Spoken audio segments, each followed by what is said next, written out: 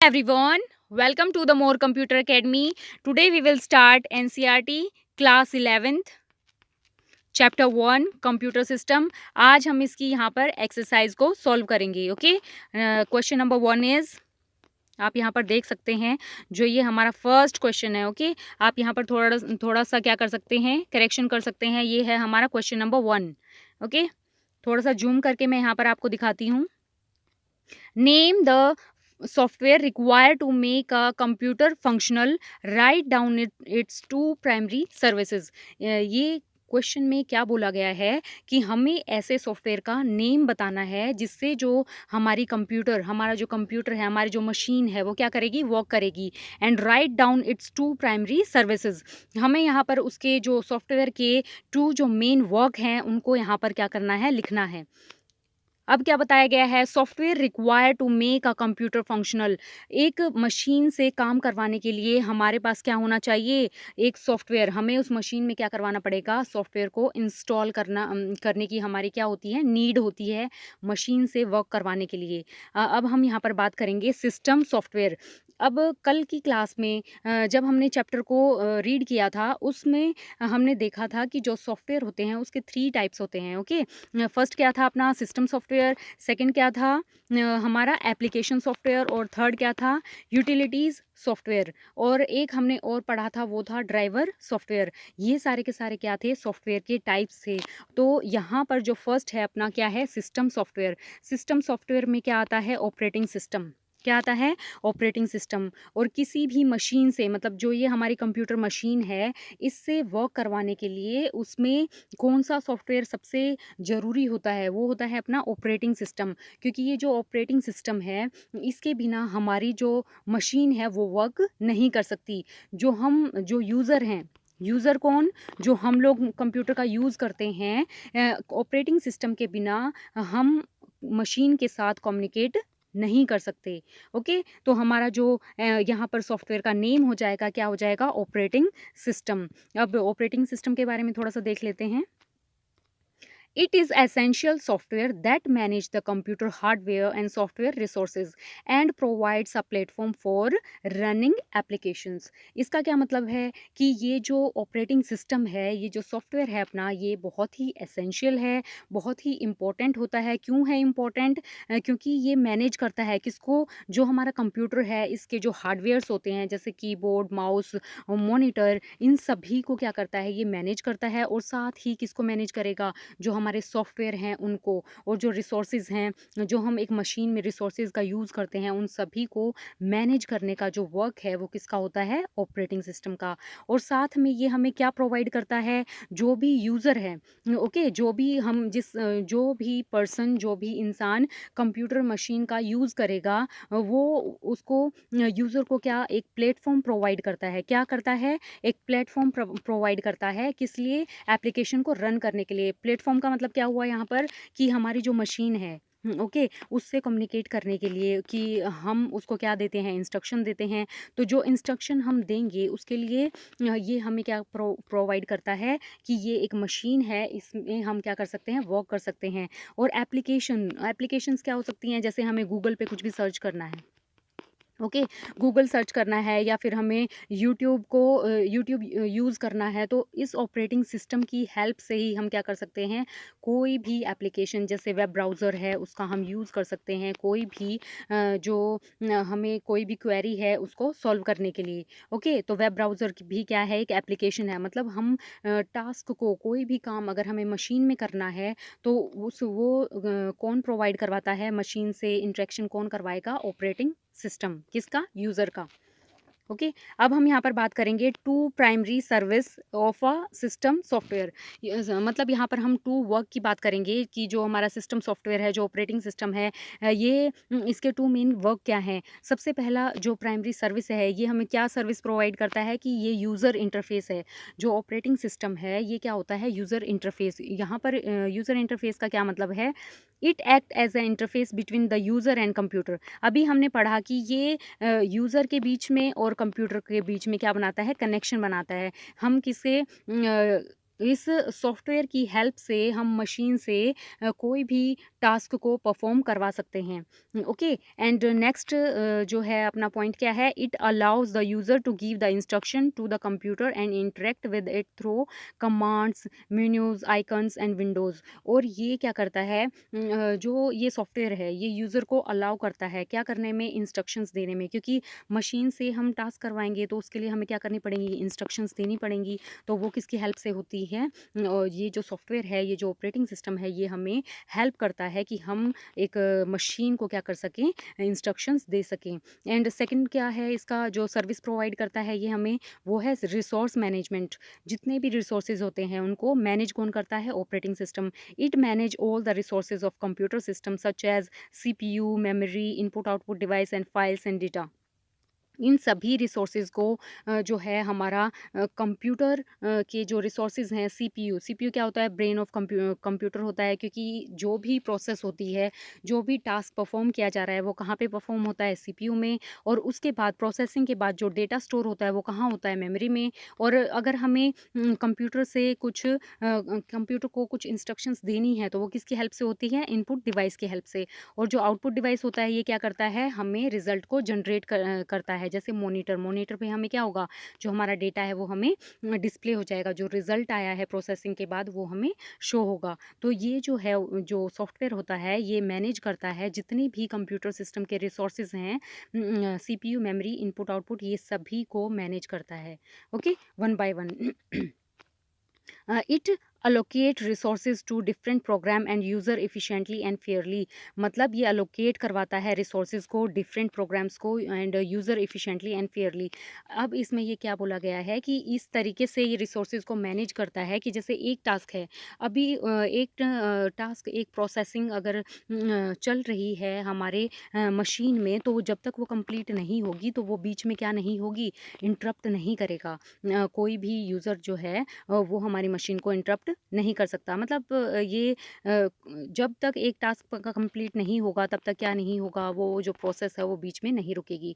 तो इस तरीके से जो है ये रिसोर्सेज को मैनेज करता है कौन, ऑपरेटिंग सिस्टम। और यूज़र के लिए बहुत ही इफ़िशिएंट होता है क्योंकि ये बहुत ही फास्ट तरीके से हमें जो है रिज़ल्ट जनरेट करके देगा। अब हम यहाँ पर कुछ इसके जो सिस्टम सॉफ्टवेयर है इसके बारे में थोड़ी सी एडिशनल इन्फॉर्मेशन हम यहाँ पर लेते हैं। वो क्या है, it control the coordinate all the activities of the hardware and software. यहाँ पर क्या बोला गया है कि ये जो हमारा जो सिस्टम सॉफ्टवेयर है, ओके, ऑपरेटिंग सिस्टम है, ये कंट्रोल भी करता है और जितनी भी एक्टिविटीज़ होती हैं हार्डवेयर में और सॉफ्टवेयर में सभी को कोऑर्डिनेट करके चलता है। कभी मतलब इसका मतलब क्या है कि ये हर एक एक्टिविटी को क्या करेगा, कंट्रोल करेगा, मैनेज करेगा कि एक भी एक्टिविटी क्या हो, एक दूसरे में क्या ना हो, एक दूसरे को इंटरप्ट ना करे। ओके, और जो टास्क है वो इफ़िशिएंटली परफॉर्म हो जाए। It provide a platform for running the application software. और यहाँ पर क्या है कि ये हमें एक ऐसा प्लेटफॉर्म देता है, मतलब इस मशीन में ऑपरेटिंग सिस्टम की हेल्प से हम कोई भी एप्लीकेशन ओपन कर सकते हैं। वो व्हाट्सएप हो सकता है, यूट्यूब हो सकता है, या फिर हमें गूगल सर्च करना है तो वो सारी ये जो हैं एप्लीकेशंस होती हैं वो यूज़र के लिए डिफरेंट डिफरेंट पर्पज़ के लिए हम इन एप्लीकेशंस का यूज़ करते हैं। जैसे अपना गूगल है उसमें सर्चिंग के लिए हम यूज़ करते हैं सॉफ्टवेयर को। और यूट्यूब है, यूट्यूब पे हम क्या करेंगे, कोई भी हमें पर्सनल कोई भी हमें एजुकेशनल वीडियो है या एंटरटेनमेंट वीडियो है उनको शो करना है, तो ये सभी क्या होती हैं, यूज़र के लिए एप्लीकेशन सॉफ्टवेयर हैं। यहाँ पर एग्जांपल दिए गए हैं किसके, सिस्टम सॉफ्टवेयर के। वो क्या हैं, Windows, Linux, macOS and Android. ये सभी क्या हैं, सिस्टम सॉफ्टवेयर के एग्जाम्पल हैं। जैसे विंडोज़ लैपटॉप वगैरह में, कंप्यूटर में हम किस ऑपरेटिंग सिस्टम का यूज़ करते हैं, विंडोज़ का। लिनक्स भी क्या है, एक ऑपरेटिंग सिस्टम है। एंड एंड्रॉयड में हम किसका यूज़ करते हैं, एंड्रॉयड सॉफ्टवेयर का हम यूज़ करते हैं।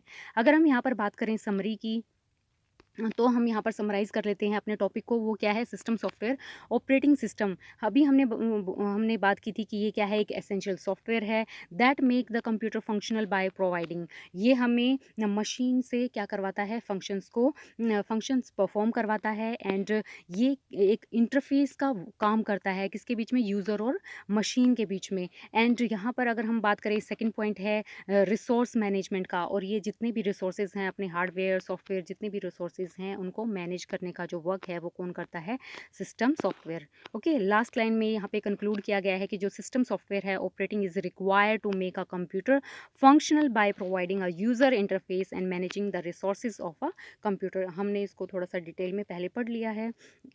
आप इस क्वेश्चन को क्या कर सकते हैं, नोट डाउन कर सकते हैं। ये हमारा फर्स्ट क्वेश्चन यहाँ पर कंप्लीट हुआ है। Now move to the next question. अब ये जो है हमारा क्या है, सेकंड क्वेश्चन है। ओके, इसको हम थोड़ा सा जूम करके एक्सप्लेन करेंगे। Question number 2 is how does the computer understand a program written in a high level language. अब यहाँ पर क्या बात की गई है कि जैसे हमने अभी बात की थी, हमारी जो मशीन है वो क्या करेगा, इसमें क्वेश्चन में क्या बोला गया है कि हाउ डज, कैसे एक कंप्यूटर है जो मशीन है वो कैसे अंडरस्टैंड करेगी प्रोग्राम को, मतलब जो इंस्ट्रक्शंस हमने दी हैं written in a high level language. यहाँ पे हाई लेवल लैंग्वेज क्या है, हाई लेवल लैंग्वेज का मतलब ये है कि जैसे कोई भी पर्सन है, ओके, जैसे एक पर्सन इंग्लिश जानता है और सेकंड पर्सन फ्रेंच जानता है। ओके, इन ये दोनों इंग्लिश, जिसको इंग्लिश आती है उसको फ्रेंच नहीं आती, जिसको फ्रेंच आती है उसको इंग्लिश नहीं आती, तो इन दोनों के बीच में क्या है, कम्युनिकेशन पॉसिबल नहीं हो पाएगा। तो सेम थिंग क्या होती है, एक ह्यूमन और मशीन के बीच में कम्युनिकेशन करने के लिए हमें कुछ लैंग्वेज को लर्न करना होता है। ओके, वो जो लैंग्वेजेस हैं वो क्या होती हैं, हमें मशीन के लिए मशीन से कम्युनिकेशन के लिए यूज़ करनी होती, मशीन से इंटरेक्शन के लिए हम उन लैंग्वेज को यूज़ करते हैं। ओके, यही हमारी क्या है, हाई लेवल लैंग्वेज। और इन लैंग्वेजेस में ये जो हाई लेवल लैंग्वेज होती हैं इनको हम क्या कर सकते हैं, जो ह्यूमन होता है वो इजीली अंडरस्टैंड कर सकता है, कौन, ह्यूमन। इसीलिए इसको हाई लेवल लैंग्वेज बोला गया है। थोड़ा सा हम इसको डिटेल में यहाँ आंसर में देखेंगे तो आपको और अच्छे से क्लियर हो जाएगा कि क्या बोला गया है। Computer can understand only machine language. Okay, computer क्या है, मशीन है, तो ये क्या करेगा, मशीन लैंग्वेज को ही अंडरस्टैंड करेगा।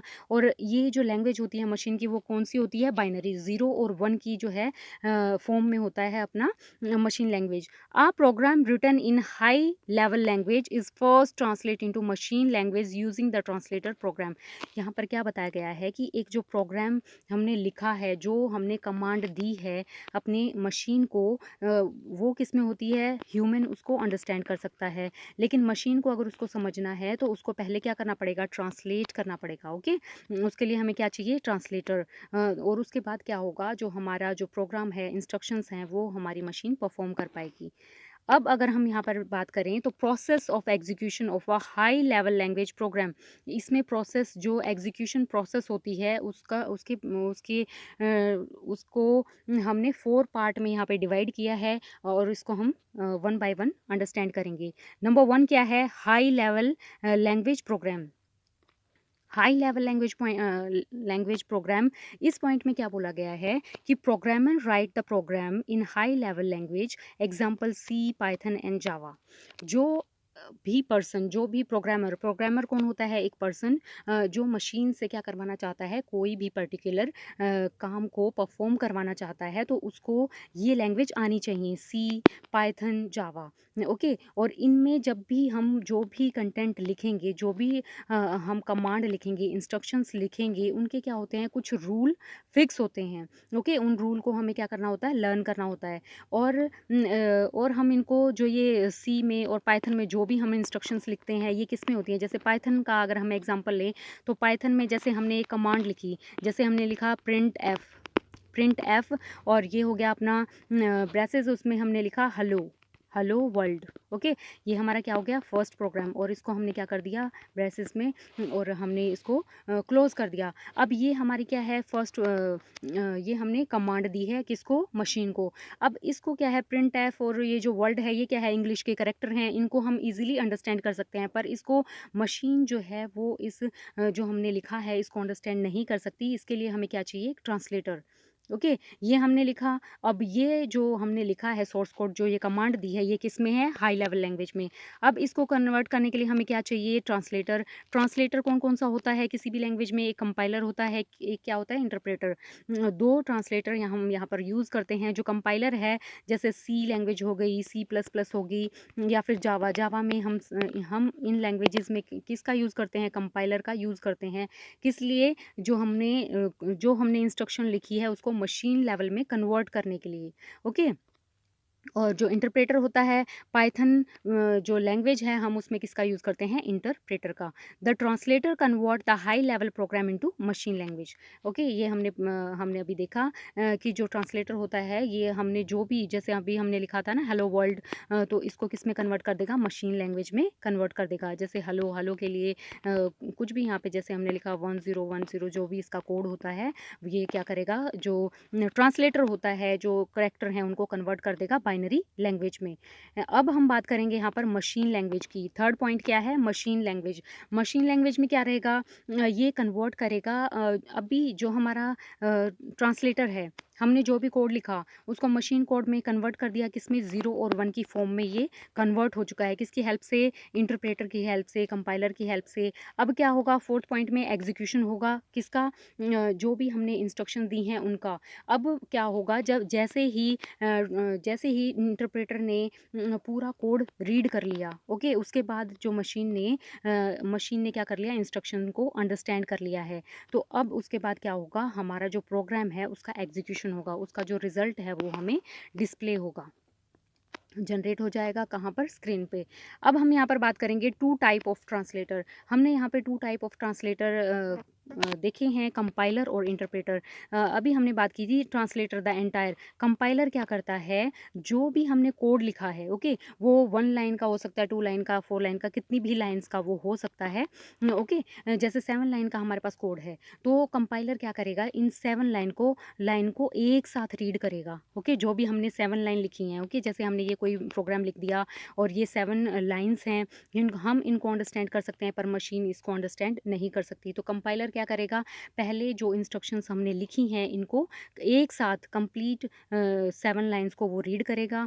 उसके बाद क्या होगा? इफ़ देयर एनी एरर, अगर वहाँ पर इन लाइन्स में, क्योंकि हम ह्यूमन हैं और जब भी हम कुछ भी टाइप करते हैं तो क्या हो सकता है? कुछ भी सिंटैक्स एरर हो सकता है, या फिर हमने कोमा नहीं लगाया है, या कोई भी एरर अगर होता है तो वो क्या करेगा? कंपाइलर एरर को शो करेगा। जैसे इंस्ट्रक्शन को पहले वो रीड करेगा और लास्ट में वो सारे के सारे जो एरर हैं 1 बाय 1, जैसे फर्स्ट लाइन में कोई एरर है, सेकंड लाइन में सिंटैक्स एरर है, थर्ड लाइन में कोई और एरर है, तो ये सारे के सारे एरर क्या होते हैं? कंपाइलर जब कंप्लीट इंस्ट्रक्शंस को रीड कर लेगा उसके बाद एरर हमें शो होंगे।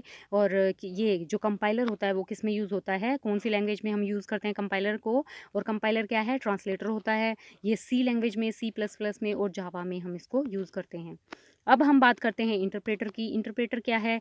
Translate and execute the program line by line. यहाँ पर क्या होता है? जैसे हमने जो भी इंस्ट्रक्शंस लिखी, 7 लाइन का हमने कोड लिखा था, तो अब जो इंटरप्रेटर होता है वो क्या करेगा? पहले 1 लाइन को रीड करेगा। पहले उसको पहली लाइन को, जो फर्स्ट लाइन है उसको रीड करेगा। रीड करने के बाद क्या होगा? वो चेक करेगा इसमें कोई सिंटैक्स एरर या कोई और लॉजिकल एरर है, तो उसका हमें पता नहीं लगता है, बट मशीन फिर भी क्या करती है? एरर हमें शो करती है। तो इसमें जितनी जो भी एरर रहेगा, पहले वो लाइन को 1 लाइन को रीड करेगा, उसके बाद अगर कोई एरर है तो उसको शो करेगा। सबसे पहले हमें उसको एरर को रिमूव करना होगा, उसके बाद हम क्या कर सकते हैं? सेकंड लाइन हम वहाँ पर टाइप कर सकते हैं कोडिंग की। ओके, तो जो इंटरप्रेटर है, there is an error, it show stop at that line. उस लाइन के बाद ही जो है एरर हमें शो होता है। और इंटरप्रेटर हम कौन सी लैंग्वेज में यूज़ करते हैं? पाइथन में, जावास्क्रिप्ट में, पीएचपी में, इन सभी में हम किसका यूज़ करते हैं? इंटरप्रेटर का यूज़ करते हैं। ओके, यहाँ पर थोड़ा सा और हम इसको जान लेंगे कि क्या थोड़ा सा और एक्सप्लेन यहाँ पर किया गया है कि high level language use the English like statement which are easy for the human to understand.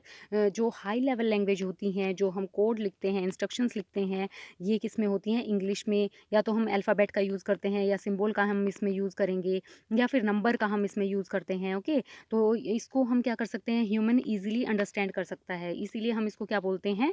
High level language. Language, but computer do not understand these language directly. जो भी हमने लिखा है उसको हमारी जो मशीन है वो डायरेक्टली अंडरस्टैंड नहीं कर सकती, क्योंकि वो किसको अंडरस्टैंड करेगी, बाइनरी नंबर को, 0 और 1 फॉर्म को।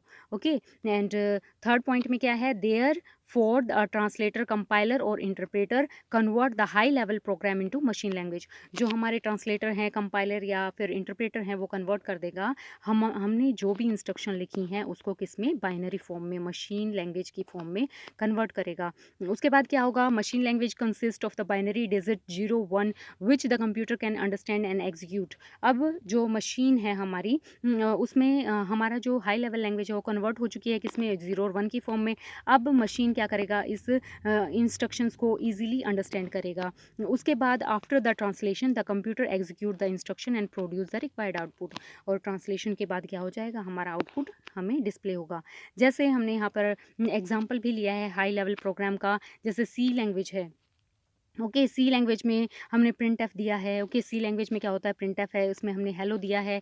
आफ्टर ट्रांसलेशन, ट्रांसलेशन के बाद क्या होगा, ट्रांसलेशन में क्या होगा, जो ये करेक्टर हमने दिया है इन सभी को क्या करेगा, जो ट्रांसलेटर है, मतलब जो कंपाइलर है, वो क्या करेगा, हर एक जो करेक्टर है उसको मशीन कोड में कन्वर्ट कर देगा, जैसे यहाँ पे कन्वर्ट किया गया है। और उसके बाद क्या होगा, हमें आउटपुट डिस्प्ले होगा हेलो का। ओके, अब हम बात करते हैं की पॉइंट्स की। की पॉइंट्स क्या हैं हमारे, computer understand only machine language. Computer जो है वो अंडरस्टैंड करता है किसको, मशीन लैंग्वेज को, 0 और 1 की फॉर्म को। अगर हम सेकंड पॉइंट में यहाँ पे बात करें तो high level language programs are convert to the machine language using a translator. Translator की हेल्प से हम क्या करते हैं, हाई लेवल लैंग्वेज को किस में कन्वर्ट कर देते हैं, मशीन लैंग्वेज में। The translated program is then executed by the computer. जो ट्रांसलेशन के बाद ही जो हमारी मशीन है उस जो हमने इंस्ट्रक्शन दी हैं उनको क्या कर सकते हैं, अंडरस्टैंड कर सकती है। And this process make a programming easier to human and execution possible for the computer.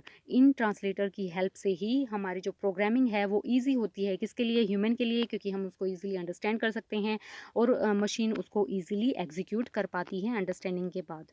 Okay, हमारा जो यहाँ पर कंक्लूजन है वो क्या है, does the computer understand a program written in high level language by translating it into machine language using a compiler or interpreter, then executing the machine language instructions. Okay, now move to the next question.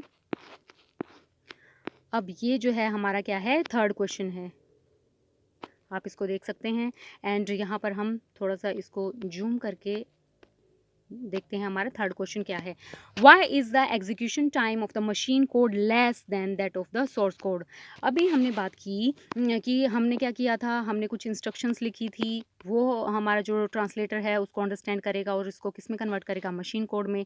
तो यहाँ पर बोला गया है कि जो machine code है उसको कम टाइम लगता है एग्जीक्यूशन में, किसकी बजाय, सोर्स कोड की बजाय। ऐसा क्यों हो रहा है, अब हम इसको थोड़ा सा डिटेल में देखते हैं।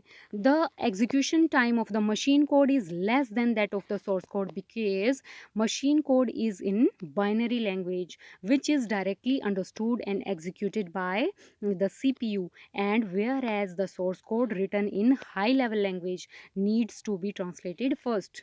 Okay, यहाँ से हमें क्या समझ में आया कि हमारी जो एग्जीक्यूशन होता है मशीन कोड का वो बहुत ही कम होता है, और जो सोर्स कोड का क्या हो जाता है, एग्जीक्यूशन टाइम बढ़ जाता है। वो क्यों होता है, क्योंकि मशीन किसको अंडरस्टैंड करती है, 0 1 की फॉर्म को, और उसको अंडरस्टैंड करने के लिए सबसे पहले सोर्स कोड को क्या करना पड़ेगा, ट्रांसलेट करना पड़ेगा, और उस ट्रांसलेशन में क्या लग जाता है, टाइम लग जाता है। इसीलिए जो हमारा जो सोर्स कोड है उसको ट्रांसलेशन में टाइम लगता है, एग्जीक्यूशन में टाइम लगता है, और मशीन कोड क्या करती है, डायरेक्ट CPU से अंडरस्टैंड कर लेती है इंस्ट्रक्शंस को, और वो जल्दी से क्या हो जाएगा, होता है, आउटपुट हमें डिस्प्ले होता है। अब यहाँ पर हम देखते हैं कंपैरिजन, किसमें, सोर्स कोड में और मशीन कोड में। सोर्स कोड हमारा क्या था, जो भी हमने प्रोग्राम लिखा है, जैसे पाइथन में लिखा, सी लैंग्वेज में लिखा है, वो हमारा क्या होता है, source code. And machine code क्या होता है, उस इंस्ट्रक्शन को जो हमने लिखी है उसमें लैंग्वेज में, जैसे पाइथन में जो भी हम लिखेंगे इंस्ट्रक्शंस, उनको जब मशीन अंडरस्टैंड करती है मशीन की फॉर्म में, 0 और 1 की फॉर्म में, वो हमारा होता है मशीन कोड। बाइनरी फॉर्म को मशीन कोड बोलते हैं। नंबर 1.1 क्या है यहाँ पर, लैंग्वेज का। तो लैंग्वेज क्या है, जो सोर्स कोड होता है उसकी लैंग्वेज क्या होती है, सोर्स कोड की लैंग्वेज होती है हाई लेवल लैंग्वेज। ओके, जैसे सी और पाइथन में हम जो भी लिखेंगे वो किस किस फॉर्म में होगा, वो होगा इंग्लिश में, नंबर्स में, डिजिट्स में, और ये इसको हम क्या बोलेंगे, हाई लेवल लैंग्वेज। इसके बाद हम बात करेंगे मशीन लैंग्वेज की। मशीन लैंग्वेज में क्या होता है, हम कैसे रिटर्न होता है, जो हमारा जो इंस्ट्रक्शंस होती हैं वो 0 और 1 की फॉर्म में। सेकेंड पॉइंट क्या है अपना, अंडरस्टैंडिंग। अंडरस्टैंडिंग में क्या रहेगा, जो सोर्स कोड रहता है वो उसमें not directly understood by the computer. ये जो है सोर्स कोड जो हमने लिखा है, ये मशीन क्या नहीं करेगी, इजीली अंडरस्टैंड नहीं कर पाएगी। एंड डायरेक्टली, और जो मशीन कोड है इसका क्या है, directly understood by the computer, और कंप्यूटर क्या करेगा, डायरेक्टली मशीन कोड को अंडरस्टैंड कर सकता है। ट्रांसलेशन, ट्रांसलेशन क्या है, need translation by the compiler and interpreter. जो भी हमने इंस्ट्रक्शंस दी हैं मशीन को, वो कौन ट्रांसलेट करेगा, कंपाइलर या फिर इंटरप्रेटर। एंड जो मशीन कोड है, नो ट्रांसलेशन रिक्वायर्ड। जैसे ही हमारा जो सोर्स कोड है वो जब कन्वर्ट हो जाता है, जब कन्वर्ट हो जाएगा, तो जो मशीन कोड है उसको तो कन्वर्ट करने की नीड है ही नहीं, क्योंकि मशीन क्या करेगी, 0 1 की फॉर्म को अंडरस्टैंड करती है। ओके, एंड नंबर 4 पॉइंट क्या है अपना, इंस्ट्रक्शंस। क्या है अपना नंबर 4, इंस्ट्रक्शंस। इंस्ट्रक्शन में क्या रहेगा, हाई लेवल लैंग्वेज इंस्ट्रक्शन मोर स्टेप। अब जो भी हाई लेवल लैंग्वेज, जो भी हमने कोड लिखा है उसमें क्या होता है, स्टेप बाय स्टेप हमें हमें इंस्ट्रक्शंस को लिखना होता है, और ये जो स्टेप्स होती हैं वो भी कितनी होती हैं, ज़्यादा हो सकती हैं। बट जो मशीन कोड होती है उसमें लो लेवल इंस्ट्रक्शन का हम यूज़ करते हैं, और कुछ ही स्टेप्स में जो हमारी मशीन है वो आउटपुट जनरेट कर देती है। एग्जीक्यूशन टाइम कैसा होता है, सोर्स कोड का रहेगा बहुत ज़्यादा टाइम लगता है। ज़्यादा टाइम क्यों लगता है, क्योंकि पहले ट्रांसलेशन होती है, उसके बाद फिर मशीन में वो कन्वर्ट होगा, कन्वर्ट होने के बाद ही हमारी जो मशीन है उसको एग्जीक्यूट कर पाएगी। और ये जो है मशीन कोड में जैसे ही हमारे इंस्ट्रक्शंस कन्वर्ट हो गई हैं, उसके बाद क्या हो जाएगा, डायरेक्ट जो मशीन है उसको अंडरस्टैंड करेगी, और कुछ ही स्टेप में हमें क्या हो जाएगा, आउटपुट शो हो जाएगा। Efficiency, less efficient. Source code हमारे लिए लेस इफ़िशिएंट क्यों होता है, क्योंकि इसमें टाइम लगता है, और इसके लिए हमें बहुत सारी स्टेप्स को फॉलो करना पड़ता है, काफ़ी सारे रूल्स को हमें फॉलो करना होता है, इसलिए क्या होता है, लेस एफिशिएंट होता है। और ये मोर एफिशिएंट क्यों होता है, क्योंकि ये कम टाइम में हमें रिजल्ट को जनरेट कर देता है यूज़र को। ओके, एंड हम यहाँ पर देखते हैं next point, how execution time differ. अब ये जो टाइम है, ये दोनों कैसे डिफ़र हैं एक दूसरे से, सोर्स कोड का और मशीन कोड का। कैसे, नंबर 1, सोर्स कोड में क्या रहेगा, programmer write the program in a high level language. Source code में कैसे डिफ़र होता है, क्योंकि सोर्स कोड किस में लिखा होता है, हाई लेवल लैंग्वेज में। ट्रांसलेटर क्या करेगा, इस हाई लेवल लैंग्वेज को मशीन लैंग्वेज में कन्वर्ट करेगा, और जो मशीन कोड है वो किस में इंस्ट्रक्शन जनरेट करती है, 0 और 1 की फॉर्म में। और उसके बाद जैसे ही हमने क्या किया, मशीन कोड ने इंस्ट्रक्शंस को अंडरस्टैंड किया, तो सीपीयू ने क्या कर दिया, उसको डायरेक्ट बहुत ही फास्ट अंडरस्टैंड किया, और उसका रिजल्ट हमें डिस्प्ले हो गया। ओके, एंड यहाँ पर हम देखते हैं मशीन कोड को। Machine code consist of a simple binary instruction that the CPU can execute directly. जो मशीन कोड है ये बाइनरी इंस्ट्रक्शंस को कंसिस्ट करता है, और इसीलिए सीपीयू क्या करेगा, इसको डायरेक्ट एग्जीक्यूट कर देता है। एग्जीक्यूट करना मतलब रन कर देता है। ओके, एंड सेकेंड पॉइंट क्या है, source code is in the human readable form. Source code क्या होता है, ह्यूमन इसको क्या कर सकता है, रीड कर सकता है easily, and must be converted into machine code by the compiler and interpreter before execution. Execution से पहले जो हमने इंस्ट्रक्शंस दी हैं उनके रन होने से पहले उसको क्या करना पड़ेगा, ट्रांसलेट कन्वर्ट करना पड़ेगा, किसके थ्रू, कंपाइलर और इंटरप्रेटर के थ्रू। एंड थर्ड पॉइंट क्या है, the translation process takes additional time. जो ट्रांसलेशन प्रोसेस है उसमें क्या होता है, ज़्यादा टाइम लगता है। After machine code instructions are low level require the fewer step to complete a task.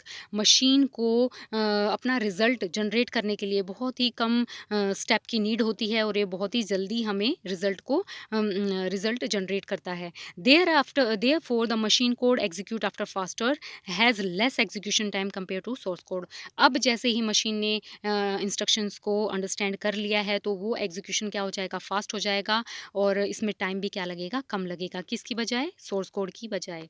Okay, हमने यहाँ पे एक एग्जांपल लिया है, जैसे सोर्स कोड का सी लैंग्वेज में हमने एक स्टेटमेंट लिखी है यहाँ पर, a = b + c semicolon.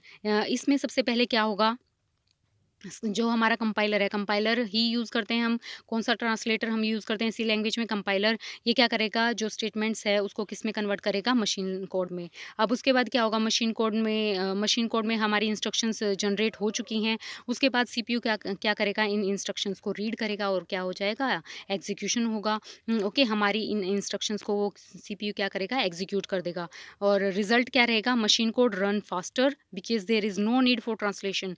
Machine code को बहुत ही फास्ट रन होता है और इसमें हमें किसी ट्रांसलेशन की नीड नहीं होती। It contain fewer and simpler instruction, और इसमें हमें बहुत ही कम स्टेप में, और इसकी जो इंस्ट्रक्शंस होती हैं वो भी क्या होती हैं, मशीन के लिए सिंपल होती हैं, क्योंकि वो किस फॉर्म में होती हैं, सिर्फ 0 और 1 की फॉर्म में होती हैं। ओके, इसीलिए उसको क्या बोला गया है, सिंपल मशीन के लिए। ओके, इसमें की पॉइंट क्या है, machine code is in binary and directly executed by CPU. Machine code किस फॉर्म में होता है, बाइनरी में, 0 और 1 की फॉर्म में, और इसीलिए क्या होता है, सीपीयू हमारा इसको इजीली एग्जीक्यूट कर देता है। Source code must be translated first. सबसे पहले क्या होगा, सोर्स कोड को ट्रांसलेट करना होता है। ट्रांसलेशन टेक एक्स्ट्रा टाइम, और machine code has fewer and simpler execution and instructions and hence the execution time of the machine code is less than that of the source code. ये हमने अभी देखा। और उसके बाद जो हमारा कंक्लूजन है वो क्या है, the execution time of the machine code is less than that of a source code because it does not require translation and contain low-level binary translation instruction. Low-level binary instructions that are executed directly and faster by the CPU. Okay. Now move to the next question. अब हम बात करेंगे fourth question की। अब हमारा fourth question है, क्या है, आप ये यहाँ पर देख सकते हैं। थोड़ा सा हम जूम करके इसको देखेंगे, ये क्या है। what is the need of RAM? How does it differ from ROM? अब हमारी मशीन है, ओके, उसमें हम किसका यूज़ करते हैं, रैम का यूज़ करते हैं। रैम क्या है, random access memory. Random access memory कैसे, जैसे हमने हमारी मशीन है कंप्यूटर, ओके, उसमें जो भी प्रोसेसिंग होती है वो कहाँ पर होती है, रैम में होती है। और ये कैसे डिफ़र है रोम से, वो हम यहाँ पर देखेंगे कि इनमें क्या डिफरेंस है, रोम और रैम अलग कैसे हैं, क्योंकि हैं तो ये दोनों, जो रोम और रैम हैं तो दोनों प्राइमरी मेमोरी क्या होती हैं, प्राइमरी मेमोरी में इंक्लूड होते हैं दोनों। पर ये दोनों डिफ़र क्यों है, ये हमें बताना है। नीड ऑफ रैम, ओके, हमें नीड क्यों थी रैम की, ये देखते हैं। RAM random access memory is needed as it is the main memory where data and instructions are stored temporarily while the computer working। जैसे ही हम कंप्यूटर में काम करते हैं तो हमारी जो डेटा है, इंस्ट्रक्शंस हैं, उसको प्रोसेस करवाने के लिए हमें क्या चाहिए, एक स्पेस चाहिए होता है। ओके, और वो स्पेस कहाँ होता है, टेम्परेरली टाइम के लिए हमें चाहिए होता है, और वो क्या है हमारा RAM. okay, and it hold the program and data that are currently in use by the CPU। okay, जैसे हमारा पीसी ऑन है, उसमें जो भी हम टास्क कर रहे हैं करंट में, तो वो जो डेटा है, जो प्रोग्राम है, वो कहाँ पर होल्ड होता है, रैम में। ओके, और कौन होल्ड करके रखता है उसको, CPU. It is very fast and allow the quick access to data. और ये हमें क्या करता है, ये सीपीयू को क्या करेगा, क्विकली और बहुत ही फास्ट हम डेटा को क्या कर सकते हैं, एक्सेस कर सकते हैं। It is volatile, it is loss all the data when the power is turn off. जैसे ही हम अपने कंप्यूटर को ऑफ कर देते हैं तो इसका जो डेटा है, जो कंप्लीट जो भी हम काम कर रहे थे, वो सब क्या हो जाएगा, डिलीट हो जाएगा। इट हेल्प इन, इसीलिए हम इसको क्या बोलते हैं, वोलेटाइल। और अगर हम बात करें इट हेल्प इन, अगर it help in smooth and efficient performance of a computer. और जो कंप्यूटर की इसकी हेल्प से, क्योंकि ये फास्ट काम करता है, तो इससे जो एफिशिएंसी है, परफॉर्मेंस है कंप्यूटर की, वो भी क्या हो जाती है, स्मूथ। और हम यूज़र क्या कर सकते हैं, इजीली और क्विकली डेटा को एक्सेस कर सकते हैं। यहाँ पर हम डिफरेंस देखेंगे रैम और रोम का। सबसे फर्स्ट जो पॉइंट है वो क्या है, फुल फॉर्म रैम की क्या है, रैंडम एक्सेस मेमोरी। रोम की क्या है, रीड ओनली मेमोरी। मतलब क्या है, मीनिंग क्या है इसका, जो रैम का मीनिंग क्या है, memory that store the data instructions temporarily. Memory में जो डेटा होता है, इंस्ट्रक्शंस होती हैं, वो कैसे स्टोर होती हैं, टेम्पररली होती हैं। क्योंकि हम क्या कर रहे हैं, जो वर्क करते हैं मशीन में, जब हम काम करेंगे तो कुछ टाइम के लिए हमें काम करना होता है। कुछ एक काम को करने के लिए कुछ पर्टिकुलर टाइम फिक्स होता है। ओके, और जो ये रैम होता है, ये क्या करेगा, प्रोसेस को, जब तक वो प्रोसेस चल रही है तभी तक उस मेमोरी को हम क्या करेंगे, यूज़ करेंगे। इसीलिए हम इसको क्या बोलते हैं, टेम्परेरली। एंड उसके बाद अगर हम रोम की बात करें तो memory that store data permanently. इसमें जो डेटा होता है हमारा, वो क्या होता है, परमानेंटली स्टोर होता है। जैसे हमारा जो इसमें जो डेटा है वो क्या रहेगा, परमानेंटली स्टोर रहेगा। जो हमारी मशीन जो बनती है उस टाइम पे जो भी सॉफ्टवेयर वगैरह है उसको चलने के लिए जिन सॉफ्टवेयर की नीड होती है वो सारा का सारा मैन्युफैक्चरिंग के टाइम पे ही मशीन में इंस्टॉल किया जाता है, उसी को हम क्या बोलते हैं, रोम। और ये जो इंस्ट्रक्शन, ये जो सॉफ्टवेयर डाले जाते हैं, ये जो इंस्ट्रक्शन दी जाती है मशीन को, ये हम इनको चेंज नहीं कर सकते। ये क्या होती हैं, ऑलरेडी जब मशीन बनाई जाती है उस टाइम पे उसी टाइम पे ये क्या होती है, परमानेंटली डेटा उसमें स्टोर होता है, किसमें, डिवाइस में। ओके। एंड अब हम बात करेंगे वोलेटैलिटी।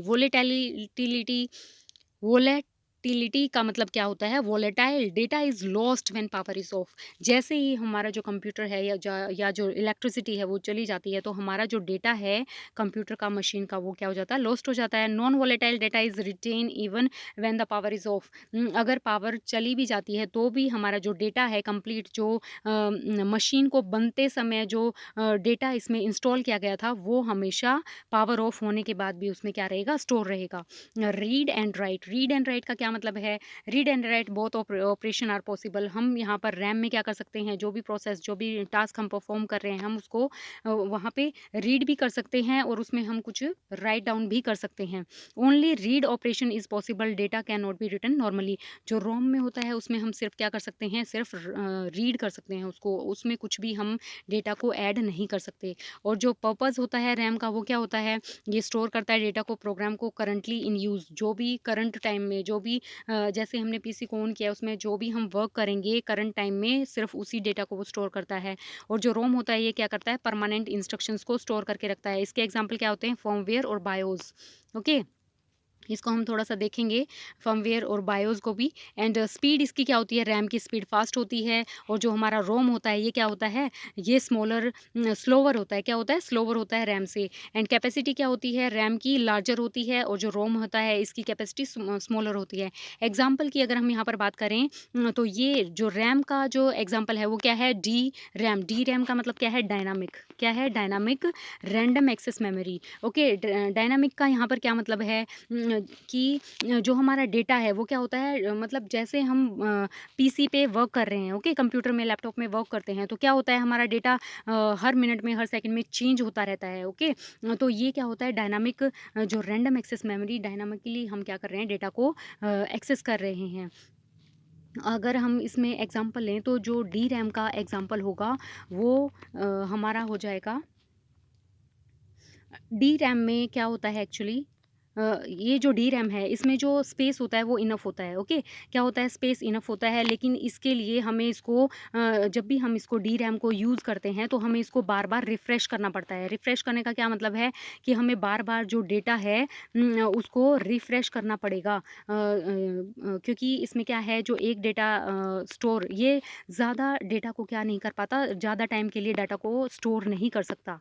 ओके, कौन, डी रैम क्या नहीं कर सकता, लॉन्ग टाइम के लिए डेटा को स्टोर नहीं करता है, इसीलिए हमें डेटा को बार बार क्या करना पड़ता है, रिफ्रेश करना पड़ता है। जैसे अगर हम एक एग्जांपल लें तो ये हमारा क्या हो सकता है, जैसे रैम के अंदर क्या होता है, जितनी भी प्रोसेसेस होती हैं, ओके, उसमें जो डेटा है वो बार बार रिफ्रेश करना पड़ता है क्योंकि प्रोसेस अलग अलग चल रही हैं। और फॉर एग्जाम्पल जैसे हम सी एरिया में चले जाते हैं तो वहाँ पे सैंड पे जब भी हम कुछ भी लिखते हैं तो वो हवा से या पानी से क्या हो जाता है, थोड़ी देर में मिट जाता है। तो वही काम किसका होता है, डी रैम का। तो डी रैम में क्या होता है, जो डेटा है वो बार बार क्या हो जाता है, इरेज हो जाता है, उसको हमें बार बार रिफ्रेश करना पड़ता है, बार बार हमें उसको स्टोर करवाना पड़ता है। ओके, एंड अगर हम एस रैम की बात करें तो वो क्या होता है, static random access memory. Static का मतलब क्या है कि जो जो भी हमारा डेटा रहेगा वो अब यहाँ पर स्टोर करवा सकते हैं उसको टेम्परेरली, लेकिन अब जो हमारा डेटा है उसको हमें रिफ्रेश नहीं करना पड़ेगा, बार बार स्टोर नहीं करवाने की ज़रूरत होती, क्योंकि एस रैम के अंदर में हम किसका यूज़ करते हैं, ट्रांजिस्टर का हम यूज़ करते हैं। और जो हमारा एस रैम होता है इसका यूज़ करते हैं हम कैश में। ओके, जो कैश मेमोरी होती है उसमें किसका यूज़ करते हैं, बहुत ही फास्टली जब डेटा को स्टोर करवाना होता है तो एस रैम जो यूज़ होता है कहाँ होते हैं, कैश मेमोरी में। ओके, एंड यहाँ पर अगर हम रोम की बात करें तो पी रोम का मतलब क्या है, programmable programmable read only memory. Okay, ये क्या है, प्रोग्रामेबल रीड ओनली मेमोरी। इसका क्या मतलब है कि इसमें जो भी जहाँ पर भी हम पी रोम का यूज़ करते हैं जिस भी डिवाइस में, ओके, जैसे हमारे पास क्या है, अगर इसका हम एग्जांपल लें तो C D R, one second, हमने लिया CDR, ये इसका एग्जाम्पल है किसका, PROM का। CDR का क्या क्या मतलब है, कॉम्पैक्ट डिस्क एंड रिकॉर्डेबल, मतलब एक बार डिस्क में जो भी हमने, डिस्क है हमारी, इसमें जो भी हमने डेटा को इंस्टॉल कर दिया, एक बार हमने डेटा को लोड कर दिया, तो अब हम इसको अपडेट नहीं कर सकते, हम इसको सिर्फ रीड कर सकते हैं, हम इसमें कुछ भी ऐड नहीं कर सकते। तो ये हमारा क्या हो जाएगा, प्रोग्रामेबल रीड ओनली मेमोरी। अब हम बात करेंगे EPROM की। EPROM का मतलब क्या होता है, erasable programmable read only memory. इसका मतलब क्या है कि अब जो हमारा डेटा है, अभी हमने PROM में क्या किया था, जो भी एक बार डेटा डिस्क में डाल दिया हम उसको चेंज नहीं कर सकते, लेकिन अब जो हमने सॉफ्टवेयर को अपडेट किया है उसमें हम डेटा को क्या कर सकते हैं, इरेज कर सकते हैं। जैसे अगर हम एग्जांपल लें, वो है हमारा बायोस, जैसे हमने यहाँ पे पढ़ा था बायोस। बायोस का क्या मतलब है कि जैसे ही हमारी जो मशीन बनती है, मशीन का डिवाइस जब बनता है उस टाइम पे ये जो कुछ सॉफ्टवेयर होते हैं इनको फिक्स कर दिया जाता है, ओके, कोडिंग की जाती है हर एक डिवाइस की। तो उस टाइम पे क्या होता है, बायोस यूज़ होता है। जैसे हमारा कंप्यूटर है, ओके, कंप्यूटर में क्या होगा, जैसे हमने कंप्यूटर ऑन किया तो कंप्यूटर ऑन होगा, तो उसमें क्या रहेगा, बायोस वर्क करता है, ऑन करते ही क्या रहेगा, बायोस वर्क करेगा। कैसे, बायोस की हेल्प से जो हमारा ऑपरेटिंग सिस्टम है वो कहाँ पर लोड होगा, रैम में।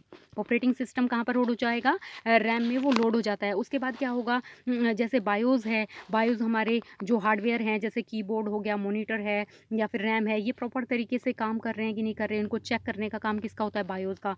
तो मतलब ये क्या हो गए, PROM का एग्जाम्पल हो गया। अब आज के टाइम में जो भी मॉडर्न हम कंप्यूटर लैपटॉप का यूज़ करते हैं उसमें ये क्या हो गया है, अब इसको अपडेट कर दिया गया है, ओके।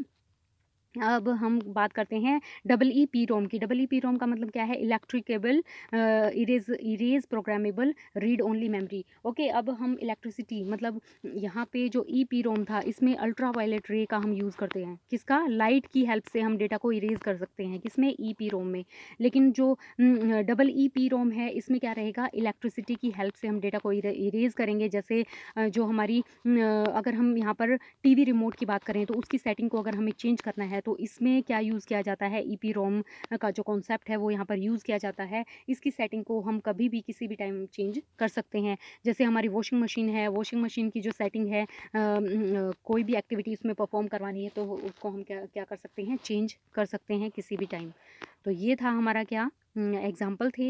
एंड यहाँ पर थोड़ा सा और हम देखते हैं किसके बारे में, रैम के बारे में। RAM is called a primary memory and CPU can access the data in RAM directly, okay. CPU क्या करता है, रैम से ही डायरेक्टली एक्सेस करता है डेटा को। It is use to store the running program, input data and intermediate result. यहाँ पर जो हमारा प्रोग्राम है इसमें जो रैम है, रैम क्या करता है, जो इंस्ट्रक्शंस हैं उनको स्टोर करने का काम करता है टेम्परेरली। जो भी हम इनपुट देंगे, ओके, जो भी यूज़र इनपुट देता है उसका जो रिजल्ट है वो कहाँ स्टोर होता है, रैम में। RAM means better multitasking and performance. अब रैम की हेल्प से हम क्या कर सकते हैं, बहुत सारे टास्क जो एक टाइम पे हम परफॉर्म कर रहे होते हैं अपनी मशीन में, ओके। एंड रोम का के बारे में हम यहाँ पर थोड़ा सा और डिटेल में पढ़ेंगे। क्या है, ROM store the permanent instructions needed to start the computer. Computer को स्टार्ट करने के लिए हमें किसकी नीड रहती है, रोम की, क्योंकि उसमें क्या आती हैं, परमानेंट इंस्ट्रक्शन स्टोर होती हैं। It contain BIOS and firmware words during the booting process क्या होता है, जैसे ही हमने अपने PC को हमने ऑन किया तो बूटिंग प्रोसेस शुरू होती है। उसमें क्या होता है, बायोस वर्क करता है, वो चेक करता है अपने हार्डवेयर प्रॉपर तरीके से वर्क कर रहे हैं कि नहीं, ऑपरेटिंग सिस्टम को भी वो रैम में लोड करता है। Data in ROM can not be change easily. जो भी हमने रोम में जो भी डेटा मैन्युफैक्चरिंग के टाइम पे एक डिवाइस में अपलोड कर दिया गया है, उस डेटा को हम क्या नहीं कर सकते, चेंज नहीं कर सकते। And it ensure that the important instructions are safe and available always. तो उसमें जितनी भी इंस्ट्रक्शंस होती हैं वो हमेशा सेफ रहती हैं और ऑलवेज प्रेजेंट रहेंगी, उसको कोई चेंज नहीं कर सकता।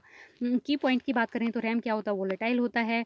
वोलेटाइल मतलब इसमें इसमें जो डेटा रहेगा वो क्या रहेगा, जैसे ही हमारा जो PC बंद होता है, इलेक्ट्रिसिटी चली जाती है तो डेटा क्या हो जाता है, लॉस्ट हो जाता है। और इसका हम यूज़ करते हैं टेम्परेली स्टोरेज के लिए, डेटा को स्टोर करवाने के लिए, इंस्ट्रक्शंस को स्टोर करवाने के लिए। कैसे, टेम्परेली। रोम का हम यूज़ करते हैं, नॉन वोलेटाइल होता है, इसमें जो डेटा है वो क्या रहेगा, स्टोर्ड रहेगा परमानेंटली। और जितनी भी इंपॉर्टेंट इंस्ट्रक्शंस हैं उनमें किसी भी तरह का कोई चेंज हम नहीं कर सकते। रैम क्या होता है, फास्टर होता है। इसमें हम रीड भी कर सकते हैं, मतलब डेटा को हमने रीड करना है या फिर ऐड करना है वो भी कर सकते हैं, while the ROM is read only, और रोम के अंदर हम क्या कर सकते हैं, सिर्फ डेटा को रीड ही कर सकते हैं, ओके, उसमें किसी भी तरह का चेंज नहीं कर सकते। RAM is use by the CPU during processing के टाइम पे रैम ही किसका CPU किसका यूज़ करता है, रैम का, डेटा को प्रोसेस करवाने के लिए। और जो रोम होता है ये इसका हम कब यूज़ करते हैं, ड्यूरिंग द सिस्टम स्टार्टअप, जैसे ही हम सिस्टम को स्टार्ट करेंगे तब कौन वर्क करेगा, ROM. Both are essential for the working of a computer, दोनों ही कंप्यूटर को वर्क करवाने के लिए बहुत ही एसेंशियल हैं। अब हम यहाँ पर कंपैरिजन कर लेते हैं क्विकली रैम और रोम का। ये क्या है, टेम्परेरी मेमोरी है, ये क्या है, रोम क्या होता है, परमानेंट। रैम क्या है, वोलेटाइल, ये क्या है, नॉन वोलेटाइल। यहाँ पर हम क्या कर सकते हैं, डेटा को रीड कर सकते हैं, उसमें ऐड भी कर सकते हैं, पर यहाँ पर जो हमारा जो डेटा रहेगा रोम में, हम उसको सिर्फ रीड कर सकते हैं। लेकिन रैम क्या होता है, फास्टर होता है, और जो हमारा रोम होगा क्या रहेगा, स्लोअर रहेगा, क्योंकि डेटा इसमें परमानेंटली स्टोर है और वो एक सीक्वेंस में चलेगा, ओके। और उसके बाद हम बात करते हैं लार्जर कैपेसिटी की। तो जो रैम है उसकी कैपेसिटी लार्ज होती है और रोम की कैपेसिटी क्या होती है, स्मॉल होती है। While the computer is running, तब जो है हमारा रैम वर्क करता है जब हमारा कंप्यूटर चल रहा होता है, और जैसे ही हमें कंप्यूटर को ऑन किया तो कौन वर्क करता है, रोम, ओके। अब हम कंक्लूजन देख लेते हैं। जो RAM is needed to store the data and instruction temporarily for the fast processing and smooth performance of a computer, whereas the ROM store the permanent instructions that are necessary for starting and running the system, okay. ये हमारा जो है 4th question complete हुआ है। अब हम आ जाते हैं 5th क्वेश्चन पे। ये हमारा 5th क्वेश्चन है, एंड हम यहाँ पर देखेंगे कि इसमें बात की गई है what is the need for the secondary memory. अभी हमने रैम रोम के बारे में पढ़ा था, अब इसमें पूछा गया है कि हमें सेकेंडरी मेमोरी की नीड क्यों है इसकी need. Secondary memory is needed to store the large amount of data and program permanently. जब भी हमें डेटा को, प्रोग्राम्स को परमानेंटली मशीन में स्टोर करवाना होता है तो हम किसका यूज़ करते हैं, सेकेंडरी मेमोरी का। The main memory is limited in size. जो रैम होता है वो लिमिटेड साइज़ का होता है, वोलेटाइल होता है, ओके। जैसे ही पावर ऑफ होती है डेटा लॉस हो जाता है, लेकिन सेकेंडरी मेमोरी में क्या रहेगा, ये लार्ज इसका साइज़ रहेगा, और इसकी जो कॉस्ट रहती है वो भी कम रहती है। It store the data and program permanently even when the computer is turn off. ये डेटा को परमानेंटली स्टोर करके रखता है, कौन, सेकेंडरी मेमोरी में हम डेटा को परमानेंटली स्टोर करते हैं। अगर कंप्यूटर को हम बंद भी कर देते हैं तो भी हमारा जो डेटा है वो सेफ रहेगा। And it is use to store the file, document, multimedia data and software operating system and backup. हम किसके लिए यूज़ करते हैं इसका, फाइल्स को स्टोर करवाने के लिए, डॉक्यूमेंट्स को, मल्टीमीडिया डेटा, मल्टीमीडिया अलग अलग तरह का जो डेटा है, ऑडियो वीडियो, जिस भी तरह का है, टेक्स्ट है, जो भी है हमारा डेटा, उसको हम यहाँ पर स्टोर करवा सकते हैं। ऑपरेटिंग सिस्टम एंड बैकअप, इन सभी के लिए हम किसका यूज़ करते हैं, सेकेंडरी मेमोरी का। Data can be transferred from the secondary memory to the main memory when needed for processing. मतलब डेटा को हमें ट्रांसफ़र करना पड़ता है सेकेंडरी मेमोरी से मेन मेमोरी में, प्रोसेसिंग जब हो रही होती है कंप्यूटर में, ओके। अब हम बात करेंगे यहाँ पे डिफरेंस की, primary memory and secondary memory, ये क्या है। अब यहाँ पर हम बात करते हैं मीनिंग की। फर्स्ट हमारा क्या है, मीनिंग। अब हम बात करेंगे प्राइमरी मेमोरी का। Use to store the data and instruction temporarily. Primary memory में डेटा को टेम्परली हम क्या करते हैं, स्टोर करते हैं। सेकेंडरी मेमोरी में हमारा जो डेटा है वो परमानेंटली स्टोर रहता है। सेकेंड पॉइंट क्या है, वोलेटिलिटी। और वोलेटिलिटी में क्या होगा, हमारा जो डेटा है अगर पावर ऑफ हो जाती है तो डेटा लॉस हो जाएगा, और अगर हमारी जो सेकेंडरी मेमोरी में पावर चले जाने के बाद भी हमारा डेटा क्या रहेगा, रिटेन रहेगा, ओके। नॉन वोलेटाइल है ये। एंड इसकी जो कैपेसिटी होती है यह क्या होती है, हाई कॉस्ट पर बिट। जो प्राइमरी मेमोरी है इसमें जो पर बिट की जो कॉस्ट रहती है वो क्या क्या रहती है, हाई। और जो सेकेंडरी मेमोरी है इसकी जो पर बिट जो कॉस्ट रहेगी वो क्या रहेगी, लो। स्पीड क्या रहेगी, जो प्राइमरी मेमोरी है ये बहुत ही फास्ट वर्क करता है, और जो सेकेंडरी मेमोरी है ये स्लोअर होता है। Access by CPU. सीपीयू किसको एक्सेस करता है, डायरेक्टली प्राइमरी मेमोरी को, रैम को वो एक्सेस करता है। और यहाँ पे जो सीपीयू है, सीपीयू से मतलब जो सेकेंडरी मेमोरी है वहाँ से डेटा कहाँ आता है, मेन मेमोरी में स्टोर होता है। एग्जाम्पल की अगर हम यहाँ पर बात करें तो वो क्या है, मेन मेमोरी का क्या आ जाएगा अपना, रैम और cache, okay. RAM, random access memory, और कैश ये हमारे क्या है, प्राइमरी मेमोरी का एग्जाम्पल हैं। और रैम हमने अभी देखा कि जैसे हमें डेटा को प्रोसेस करवाना होता है तो हम रैम का यूज़ करते हैं। और कंप्यूटर, रैम और कंप्यूटर जो हमारा सीपीयू है, सीपीयू और रैम के बीच में जो डिवाइस हम यूज़ करते हैं, जो मेमोरी हम यूज़ करते हैं, वो होती है हमारी कैश। और ये कैश क्या होती है, रैम से भी बहुत ही फास्ट होती है। ओके, ये इसमें जो डेटा एक्सेस होता है बहुत ही फास्ट एक्सेस हम करते हैं। और यहाँ पर सेकेंडरी जो हमारी मेमोरी है उसके एग्जांपल हैं हार्ड डिस्क। हार्ड डिस्क में हम क्या करते हैं, डेटा को परमानेंटली स्टोर करवाते हैं। एसएसडी क्या होता है, ये हार्ड डिस्क से भी बहुत ही फास्ट होता है। आज के टाइम पे हमारे जो लैपटॉप वगैरह हैं, ये हम उसमें डेटा को फास्ट वर्क करवाने के लिए एसएसडी का यूज़ करते हैं। एसएसडी का मतलब क्या है, solid state drive. Pen drive का हम यूज़ क्यों करते हैं, पेन ड्राइव में जैसे हमें स्कूल में प्रेजेंटेशन वगैरह है उसके लिए डेटा को स्टोर करवाना है, या फिर हमें कोई सॉफ्टवेयर को इंस्टॉल करना है, तो हम किस में कर सकते हैं, पेन ड्राइव में। सीडी और डीवीडी का मतलब क्या है, सीडी कॉम्पैक्ट डिस्क, और ये डीवीडी का क्या रहेगा, डिजिटल वर्सेटाइल डिस्क। इन सब का हम कहाँ यूज़ करते हैं, जैसे पहले हम इनका यूज़ करते थे डेटा को स्टोर करवाने के लिए, लेकिन इसमें एक बार डेटा हमने स्टोर किया है तो उसको हम चेंज नहीं कर सकते हैं। ओके, किसमें, सीडी और डीवीडी में। और इसमें कभी भी स्क्रैच आ जाता है तो हमारा जो डेटा है वो सारा का सारा क्या हो जाता है, लॉस्ट हो जाता है। अब हम उसको क्या नहीं कर सकते, यूज़ नहीं कर सकते। और जो मेमोरी कार्ड है, मेमोरी कार्ड का हम यूज़ करते हैं फ़ोन में, और आजकल जो डिजिटल कैमरा का हम यूज़ करते हैं उनमें मेमोरी कार्ड का यूज़ किया जाता है, क्योंकि हमें जो फ़ोटोज़ हैं उनकी क्वालिटी, जो वीडियोज़ हैं उनकी क्वालिटी बहुत ही हाई चाहिए है, तो हम किसका यूज़ करते हैं, मेमोरी कार्ड का।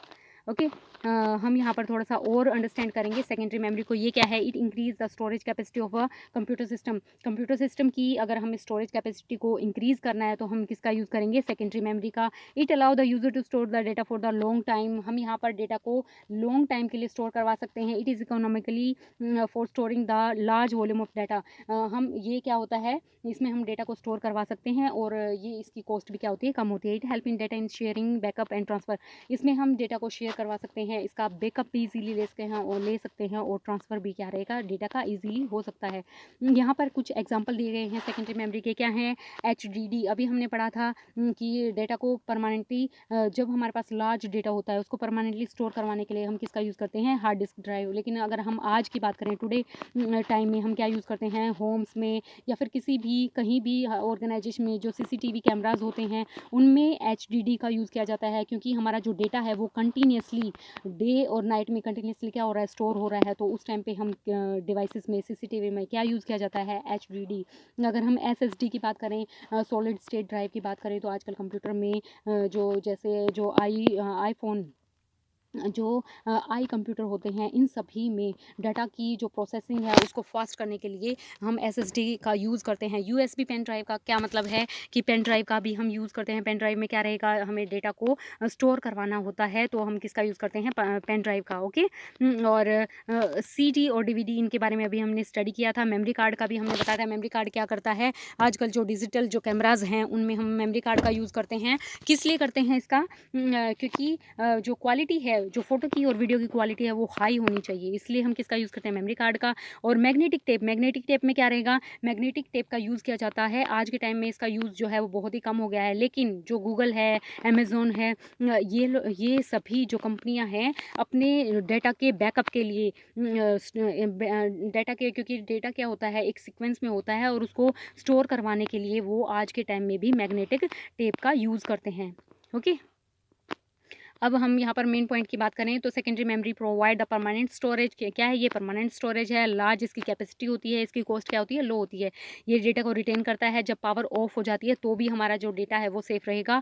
ये स्लोवर होता है किससे, प्राइमरी मेमोरी से। It is not directly accessed bye the CPU, CPU इसको डायरेक्ट एक्सेस नहीं कर सकता है। और जो डेटा लोड होता है वो कहाँ से, प्राइमरी मेमोरी से। कहाँ होता है, जो सेकेंडरी मेमोरी है, सेकेंडरी मेमोरी से कहाँ होगा, प्राइमरी मेमोरी में लोड होता है। And it is essential for storing the large amount of data, files, software and backup. जब हमें लार्ज अमाउंट में डेटा को स्टोर करवाना होता है फाइल्स का या बैकअप वगैरह के लिए, हम किसका यूज़ करते हैं, सेकेंडरी मेमोरी का।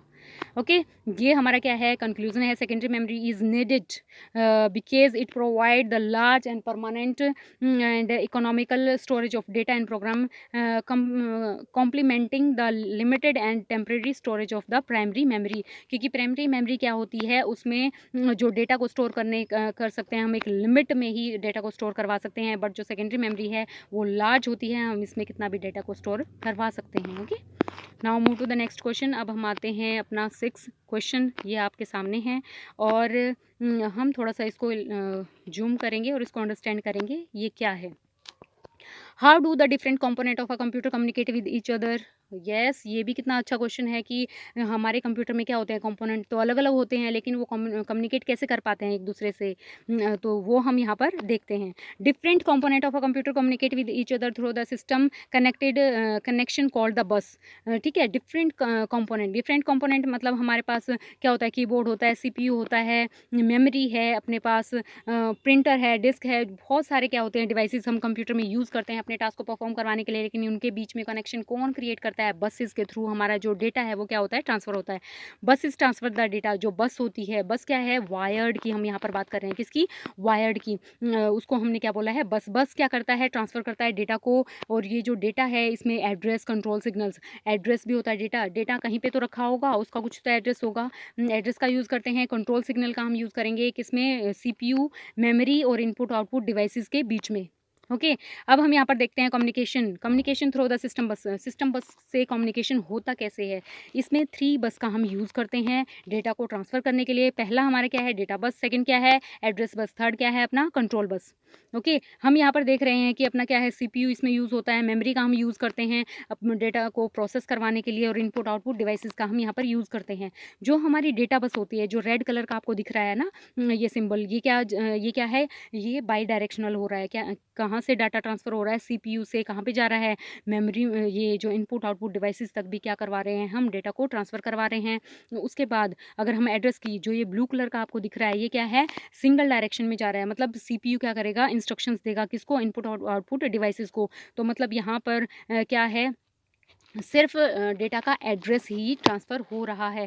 कंट्रोल बस की अगर हम यहाँ पर बात करें तो कंट्रोल बस क्या है, कंट्रोल बस यहाँ पर देखिए, ये ब्लू कलर का जो आपको दिख रहा है, ये क्या है, ये जो ग्रीन कलर की आपको दिख रही है लाइन, ये हमारी क्या है, कंट्रोल बस। कंट्रोल बस क्या करता है, सिग्नल्स को कंट्रोल करता है, जो सीपीयू से मेमोरी के बीच में होगा, या फिर इनपुट आउटपुट के डिवाइसेस के बीच में जो सिग्नल्स होता है उनको कंट्रोल करने का काम कौन करता है, कंट्रोल बस। थोड़ा सा हम यहाँ पर डिटेल में देख लेते हैं कि ये क्या है, बस।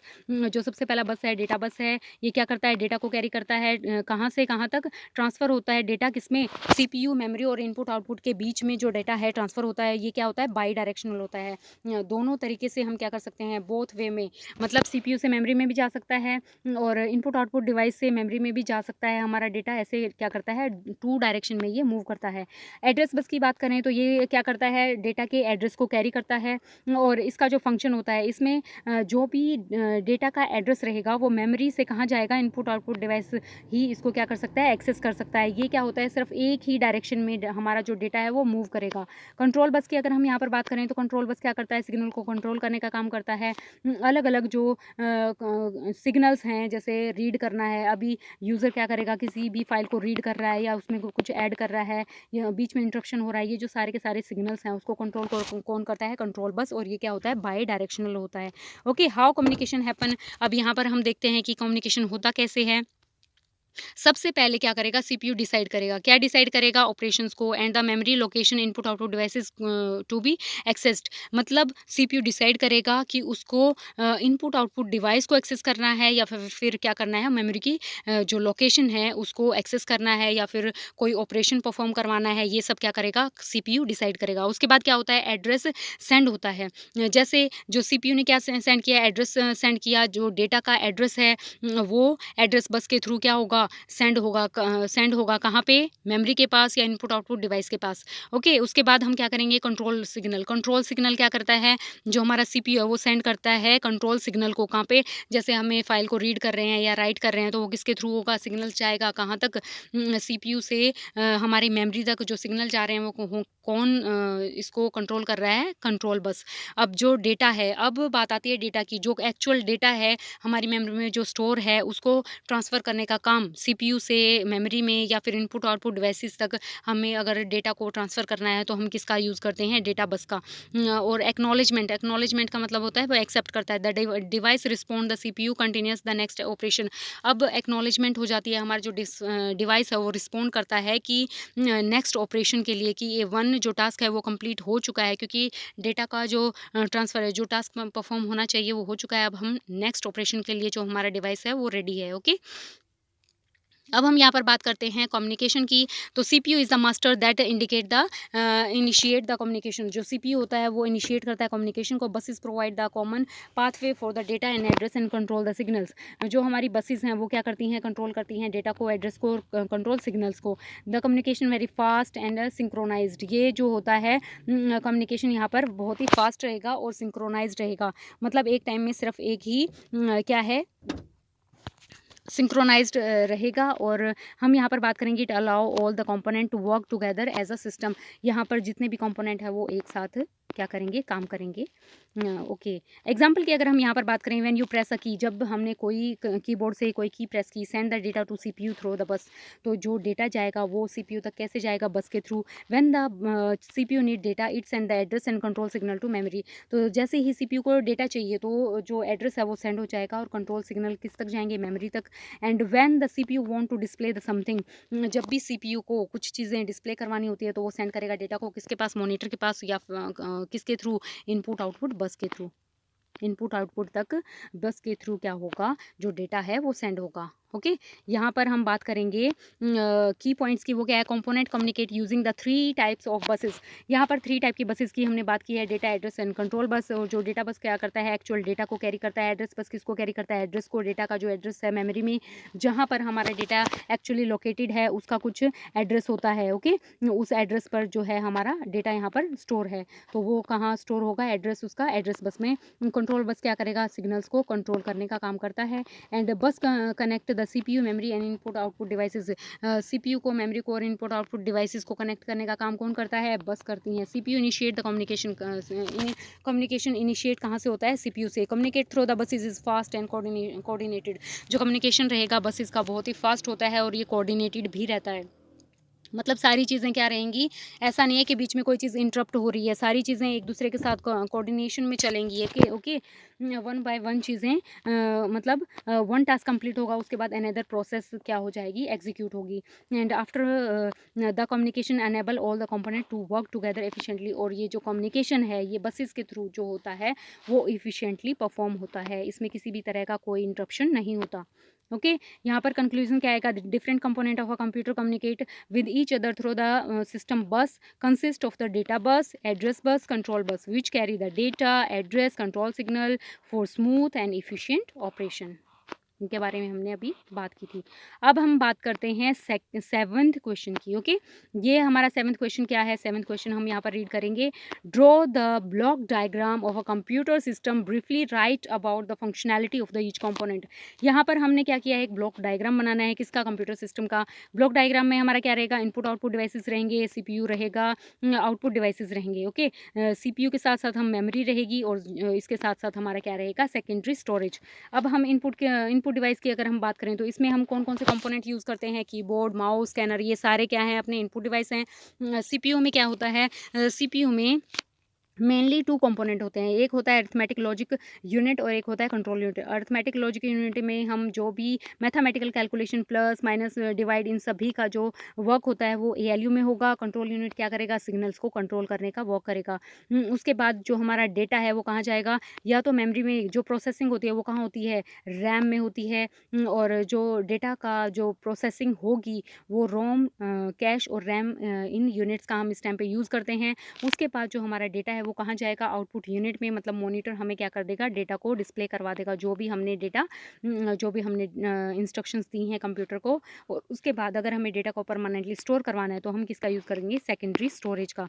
और सेकेंडरी स्टोरेज के क्या क्या एग्जाम्पल हैं, अपने एसएसडी है, पेन ड्राइव है, सीडी, डीवीडी, ये सभी हमारे क्या हैं, सेकेंडरी स्टोरेज के एग्जाम्पल हैं। अगर हम यहाँ पर की पॉइंट की बात करें तो ये क्या है, जैसे इनपुट यूनिट, जो इनपुट यूनिट होती है वो क्या करता है, डेटा को टेक करता है। सीपीयू क्या करेगा, डेटा को प्रोसेस करेगा। मेमोरी क्या करेगी, डेटा को स्टोर करेगी। आउटपुट डिवाइस क्या करेगा, रिजल्ट को जनरेट करेगा। और सेकेंडरी स्टोरेज क्या करता है, डेटा को परमानेंटली स्टोर करता है।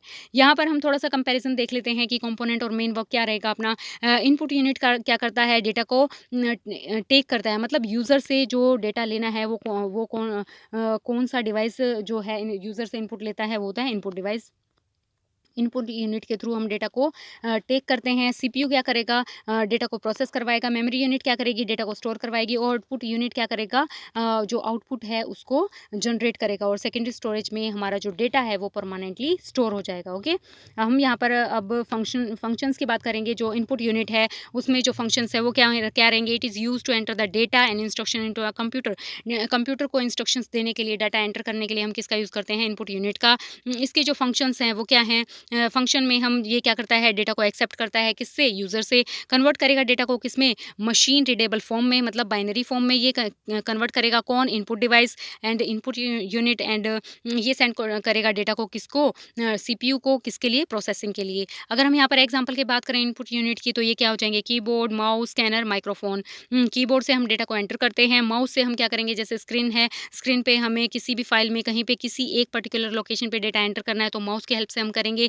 स्कैनर क्या करता है, स्कैनर हमारा जो भी हमारा डॉक्यूमेंट है उसको डिजिटल फॉर्म में कन्वर्ट करने का जो वर्क है कौन करता है, स्कैनर करता है। जैसे हमारे पास कोई हार्ड कॉपी है, कोई हमारे पास कंटेंट है किसमें, पेज में, उसको हमें डिजिटल फॉर्म में कन्वर्ट करवाना है तो हम किसकी हेल्प से करते हैं, स्कैनर की हेल्प से। माइक्रोफोन से हम क्या करेंगे, जो हमारे माइक्रोफोन होते हैं इससे हम डेटा को पर्सनली जब हमें डेटा को यूज़ करना होता है पर्सनल यूज़ के लिए, हम इसका क्या करते हैं, माइक्रोफोन्स का यूज़ करते हैं। Memory unit 1 second.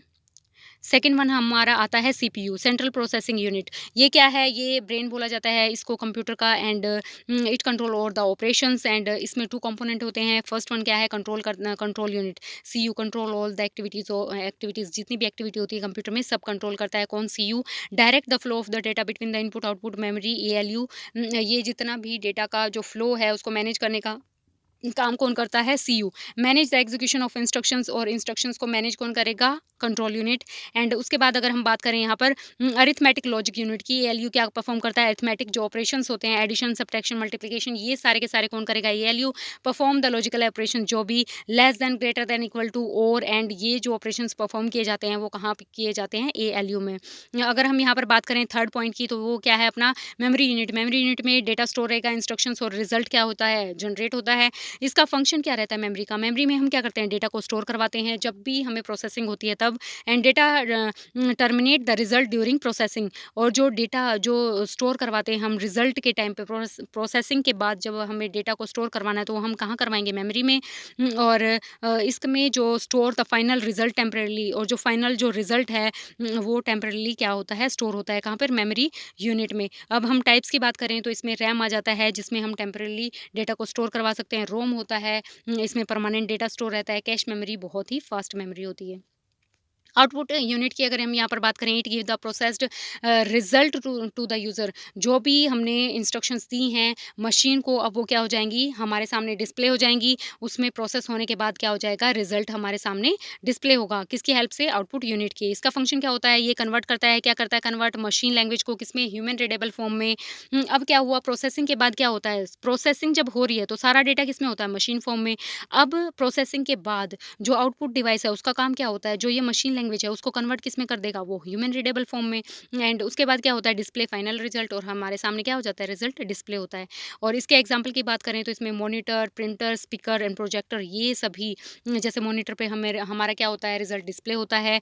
और जो प्रिंटर होता है, प्रिंटर क्या करता है, जो हार्ड कॉपी में हमें जो डेटा है उसको जनरेट करके कौन देगा, प्रिंटर। एंड जैसे हमारे कंप्यूटर में क्या होता है, सॉफ्ट कॉपी होती है, ओके, उसको हार्ड कॉपी में कन्वर्ट करके देने का काम कौन करेगा, प्रिंटर। एंड स्पीकर क्या करेगा, जो हमारा डेटा है वो किस में होता है, साउंड की फॉर्म में हमें सुनाई देता है। प्रोजेक्टर क्या करता है, जो भी हमारे पास डेटा होता है उसको एक स्क्रीन पे क्या होता है, हम डेटा को जैसे स्कूल में प्रोजेक्टर्स पे क्या करते हैं हम, कोई भी लेक्चर हमें देना है तो हम प्रेजेंटेशन के थ्रू भी क्या करवा सकते हैं, बच्चों को टीच कर सकते हैं किस पे, प्रोजेक्टर की हेल्प से।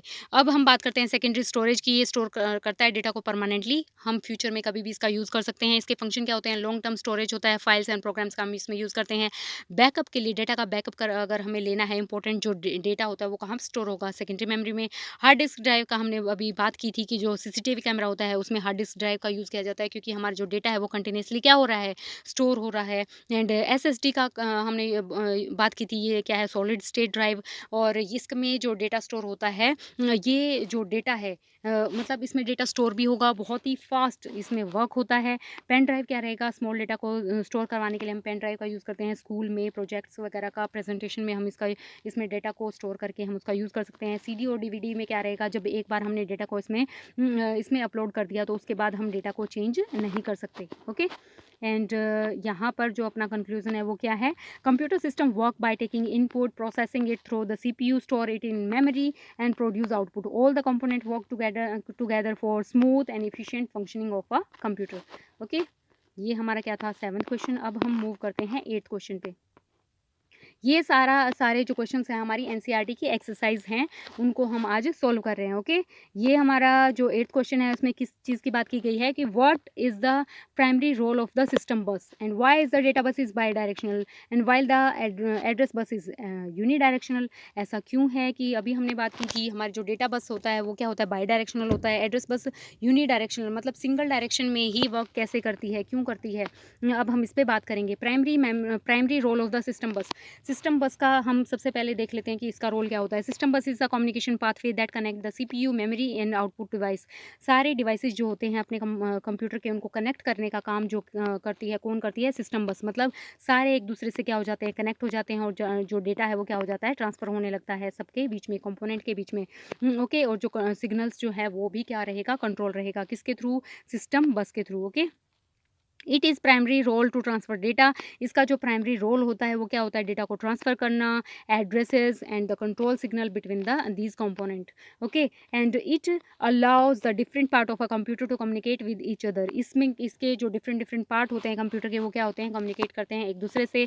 And it ensure the smooth and synchronized operation of a system. अब यहाँ पर जो है प्रोसेसिंग होती है वो बहुत ही स्मूथ चलती है। एक सीक्वेंस में जो हमारा जो डेटा है वो क्या होता है, जो प्रोसेसिंग है वो चल रही होती है। ओके, उसमें किसी तरह का कोई इंटरप्शन नहीं होता, किसकी हेल्प से, सिस्टम बस की हेल्प से। It consist the 3 type of buses. अब हमारा जो सिस्टम है, कंप्यूटर सिस्टम है, उसमें 3 बसेस का हम यूज़ करते हैं, data bus, address bus and control bus. Okay, ये हमारा क्या है, स्ट्रक्चर है किसका, सिस्टम बस का। यहाँ पर हमने क्या लिया है, सीपीयू, और यहाँ पर क्या है हमारा मेमोरी और इनपुट आउटपुट डिवाइस। इनके बीच में 3 ये बसेस हैं। सबसे पहली जो बस है वो हमारी क्या है, एड्रेस बस। एड्रेस बस क्या होती है, यूनिडायरेक्शनल होती है। मतलब सीपीयू क्या करेगा, डायरेक्ट करेगा किसको, मतलब जो डेटा है वो सेंड, जैसे हमने जो भी हम कमांड देंगे वो सीपीयू क्या करेगा, सेंड करेगा किसको, मेमोरी को। मतलब जो डेटा है वो कहाँ रहेगा, मेमोरी में स्टोर रहेगा, और उस मेमोरी में जहाँ पर डेटा है उसके एड्रेस को जो शो करेगी वो कौन करेगी, एड्रेस बस। ओके, एड्रेस तक जो पहुंचाएगा वो कौन पहुंचाएगा, सीपीयू डेटा को।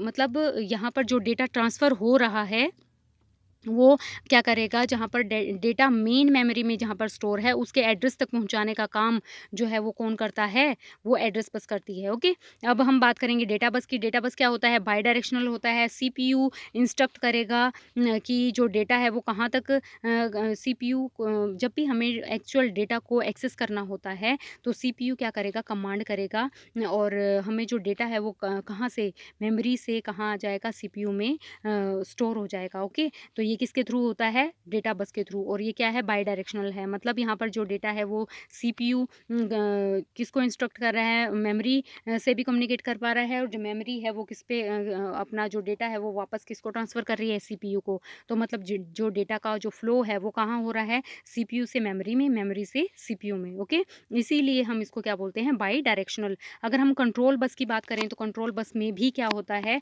कि हमारा जो डेटा है वो सीपीयू से कहाँ पे जाएगा, मेमोरी के पास, और मेमोरी से कहाँ आएगा, कंट्रोल इसमें सीपीयू के पास। ओके, तो ऐसे ही जो है डाटा का ट्रांसफ़र चलता रहता है और हमारी जो प्रोसेसिंग है, जो टास्क है वो परफॉर्म होते हैं। Why the data bus is by directional while the address bus is unidirectional. ये ऐसा क्यों है, डेटा बस क्या है, बाई डायरेक्शनल होती है, मतलब 2 वे में हम इसमें डेटा क्या होता है, ट्रांसफ़र होता है। डेटा का जो फ्लो रहेगा वो किस में रहेगा, 2 डायरेक्शन में रहेगा। सीपीयू डेटा को सेंड करेगा किस में, मेमोरी के पास या फिर इनपुट आउटपुट डिवाइस के पास, और सीपीयू क्या करेगा फिर उसके बाद क्या है, पहले सीपीयू डेटा को सेंड करेगा, उसके बाद जो मेमोरी से जो भी डेटा आएगा वो सीपीयू क्या करेगा, उसको रिसीव करेगा। तो सेंड और रिसीविंग का जो टू वे जो कम्युनिकेशन है, ये डेटा का जो ट्रांसफ़र है वो किस में होता है, डेटा बस में। अब हम बात करते हैं एड्रेस बस की। ये यूनिडायरेक्शनल होता है, मतलब वन वे में जो डेटा है वो ट्रांसफ़र हो रहा है, मतलब address are always send by the CPU. CPU ही क्या करेगा, एड्रेस को सेंड करेगा। Okay, memory and input output device never send the address. जो मेमोरी और जो इनपुट आउटपुट डिवाइस है, ये कभी भी एड्रेस को सेंड नहीं कर सकते। Data flow is only one direction. Data का जो फ्लो होता है वो क्या होता है, वन डायरेक्शन तक रहेगा, क्योंकि जो हमारा सीपीयू है ये सभी जो सिग्नल्स हैं उनको कंट्रोल करने का काम करता है। तो जो हमारा सीपीयू है ये हमेशा क्या करता है, सेंड करता है किसको, एड्रेस को। ओके, तो ये हमारा क्या हो जाएगा, one way. And control bus की यहाँ पर बात करें तो ये क्या होता है, बाई डायरेक्शनल होता है, मतलब टू डायरेक्शन में यहाँ पे बात की गई है। कंट्रोल सिग्नल जैसे सीपीयू सेंड करेगा सिग्नल्स को किसके पास, मेमोरी के पास, और या फिर इनपुट आउटपुट डिवाइसेस के पास। उसके बाद जो मेमोरी इनपुट आउटपुट डिवाइसेस हैं वो सेंड करेंगे सिग्नल्स को दोबारा से किसके पास, सीपीयू के पास। इस तरीके से जो कंट्रोल बस है, जो डेटा का जो कंट्रोल है वो होता है। ओके, अब हम यहाँ पर बात करेंगे जैसे अपना जो सिस्टम बस है उसके बारे में। It is like highway of a motherboard. जैसे मदरबोर्ड, मदरबोर्ड क्या होता है, ये एक ऐसा सर्किट है जिसपे सारे जो कंपोनेंट है वो हमारे सिस्टम के सारे कंपोनेंट उस पे अटैच होते हैं। It is help in the fast and reliable data transfer. और जो ये सिस्टम बस होता है ये बहुत ही रिलायबल होता है और इसमें जो डेटा का ट्रांसफ़र होता है वो बहुत ही फास्ट होता है। It is essential for the proper working of the computer system. Computer system को प्रॉपर तरीके से वर्क करवाने के लिए हम इसका यूज़ करते हैं। Speed and width of the bus affect the performance of a system. इसमें जो स्पीड रहती है, जो डाटा के ट्रांसफ़र की जो स्पीड रहेगी वो हमारे सिस्टम की परफॉर्मेंस को भी अफेक्ट करती है, क्योंकि अगर स्पीड ज़्यादा रहेगी तो फिर हम जो हमारा जो रिज़ल्ट है वो जल्दी जनरेट होगा। स्पीड कम रहेगी तो हमारा जो सिस्टम है उसके जो परफॉर्मेंस है वो क्या हो जाएगी, स्लो हो जाएगी। यहाँ पर की पॉइंट की बात करते हैं। द सिस्टम बस connect the CPU, memory and input output devices. किसको कनेक्ट करता है सिस्टम बस, सीपीयू को, मेमोरी को, इनपुट आउटपुट डिवाइसेस को। मतलब इन सभी कंपोनेंट को कौन कनेक्ट करेगा, सिस्टम बस। क्या कंटेन करता है, ये 3 बसेस होती हैं। जैसे data bus, address bus, control bus के बारे में हमने पढ़ा था।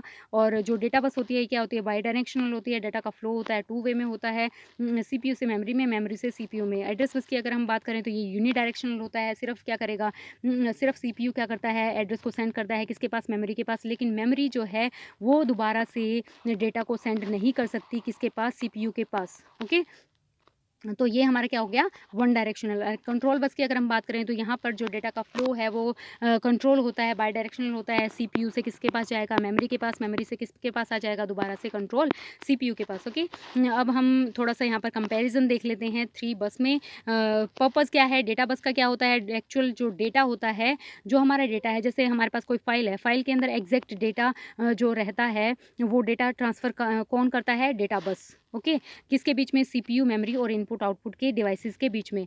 यहाँ पर अगर हम एड्रेस बस की बात करें तो ये क्या करता है, एड्रेस को कैरी करता है। जहाँ पे हमारा डेटा है मेमोरी में, उसके एड्रेस को कैरी कौन करेगा, एड्रेस बस। और जो कंट्रोल बस क्या करता है, ये सिग्नल्स को कंट्रोल करने का, मतलब उसमें जो प्रोसेसिंग हो रही है उसका स्टेटस क्या है, वो रनिंग है, वेटिंग में है या स्टॉप हो चुकी है, इन सभी को कंट्रोल करने का काम कौन करता है, कंट्रोल बस। ओके, डायरेक्शन की अगर हम यहाँ पर बात करें तो जो डेटा होता है वो टू डायरेक्शन में डेटा का ट्रांसफ़र होता है, सीपीयू से मेमोरी, मेमोरी से सीपीयू। एंड यहाँ पर जो एड्रेस बस एड्रेस बस है, ये जो डेटा का जो एड्रेस है, डेटा का जो ट्रांसफ़र होता है उसमें जो एड्रेस सेंड करने का काम सिर्फ सीपीयू करता है। सीपीयू सिग्नल सेंड करेगा किसके पास, मेमोरी के पास, पर मेमोरी से जो सिग्नल जो है वापस नहीं आ सकते किसके पास, सीपीयू के पास। तो इसीलिए हम इसको वन वे बोलते हैं। और बाई डायरेक्शनल में क्या रहेगा, सीपीयू से मेमोरी के पास डायरेक्ट जो इंस्ट्रक्शन गए हैं, और जो है हमारा सीपीयू से मेमोरी के पास इंस्ट्रक्शन, मेमोरी से हमारे पास जो डेटा है वो किसके पास आएगा, सीपीयू के पास। हु सेंड, कौन सेंड करेगा, जो डेटा है उसको सेंड कौन करता है, सीपीयू। और जो अपने डिवाइस है, मेमोरी, इनपुट आउटपुट डिवाइस, ये दोनों ही क्या कर सकते हैं, डेटा को सेंड कर सकते हैं। ओनली सीपीयू, जो एड्रेस बस होती है इसमें सिर्फ सीपीयू डेटा को एड्रेस करता है, ओके, सेंड करता है। और अगर हम बात करें यहाँ पर कंट्रोल बस की, तो इसमें सीपीयू में जो सीपीयू है वो भी सेंड कर सकता है डेटा को, और memory memory input output send the control status signal, और उसके बाद क्या है, मेमोरी या इनपुट आउटपुट डिवाइस दोबारा से अपने सिग्नल को सेंड किसके पास करते हैं, सीपीयू के पास। हु रिसीव्स, रिसीव कौन करता है, जैसे यहाँ पर CPU and memory input output both are receive the data, दोनों में से कोई भी रिसीव कर सकता है यहाँ पर डेटा को, बट यहाँ पर जो अपना एड्रेस बस होता है उसमें जो मेमोरी और इनपुट आउटपुट डिवाइस है ये सिर्फ क्या कर सकते हैं, रिसीव कर सकते हैं डेटा को। Okay, and CPU and memory input output both receive the signals, यहाँ पर सीपीयू भी रिसीव कर सकता है सिग्नल को, मेमोरी और इनपुट आउटपुट डिवाइसेस भी सिग्नल को ट्रांसफ़र को रिसीव कर सकते हैं। एग्जाम्पल की बात करें तो जैसे अपने नंबर्स हैं, लेटर्स हैं, ये एक एक्चुअल डेटा होता है जो हमारी फाइल में जैसे इंग्लिश में, अल्फ़ाबेट्स में, इन सब के फॉर्म में हमारा जो डेटा है वो स्टोर रहता है। और जो एड्रेस बस है, एड्रेस बस क्या करेगा, ये जो एक्चुअल जो डेटा है इसका किस फॉर्म में होता है, ये अपना इसका एग्जांपल है, जैसे 100 OH या जो भी है, ये किसका एग्जांपल है, एड्रेस बस का, मतलब डेटा कहाँ पर स्टोर है मेमोरी में उसका एड्रेस है ये। एंड उसके बाद कंट्रोल बस का जो है एग्जांपल क्या हो सकता है, जैसे हम फाइल को रीड कर रहे हैं, राइट कर रहे हैं, या फिर कोई चीज़ इंटरप्ट हो रही है बीच में, कोई प्रोसेस या किसी प्रोसेस का बीच में रिक्वेस्ट आया है सीपीयू को, तो ये सारी जो सिग्नल्स हैं वो कौन कंट्रोल करता है, कंट्रोल बस। यहाँ पर जो हमारा कंक्लूज़न है वो है जो the system bus play a vital role in the communication between component, मतलब जो सिस्टम बस है उस सबसे मेन रोल कम्युनिकेशन का किसका होता है, सिस्टम बस का कंपोनेंट्स के बीच में। और ये क्या होता है, डेटा बस बाई डायरेक्शनल होती है, allow the data to transfer the both direction, and whereas the address bus is unidirectional because the address are always sent only by the CPU. Okay, now move to the next question. अपना जो next question है वो है अपना 9th question. Okay, यहाँ पर बात की गई है, हमें यहाँ पर क्या बताना है, डिफ्रेंशिएट करना है proprietary and software and freeware software, name the two software for the each. Okay, यहाँ पर हम बात करें प्रोप्राइटरी जो सॉफ्टवेयर हैं ये क्या होते हैं, ये ऐसे सॉफ्टवेयर होते हैं जो किसी भी पर्सन को क्या करने पड़ते हैं, own. The proprietary software is own by any individual and और अ कंपनी, मतलब ये किसके होते हैं, या तो किसी इंडिविजुअल के या फिर ये किसी कंपनी के होते हैं। एंड यूज़र को ये क्या करना पड़ता है, यूज़र को ये बाय करने पड़ते हैं, जो ये सॉफ्टवेयर होते हैं वो यूज़र को क्या करना पड़ेगा, उसके लिए लाइसेंस लेना पड़ेगा उसको यूज़ करने के लिए। And the source code is not shared with the user, लेकिन इनका जो सोर्स कोड होता है, मतलब इसकी जो कोडिंग होती है, कैसे ये बनाया गया है, इसकी जो कोडिंग है वो यूज़र के साथ शेयर नहीं की जाती, किसकी, प्रोप्राइटरी सॉफ्टवेयर की। Okay, it is not free, ये फ्री नहीं होता, वी नीड टू पे टू यूज़ इट। ओके, इसके लिए हमें क्या करना पड़ेगा, पे करना पड़ेगा, उसके बाद ही इस सॉफ्टवेयर को हम यूज़ कर सकते हैं।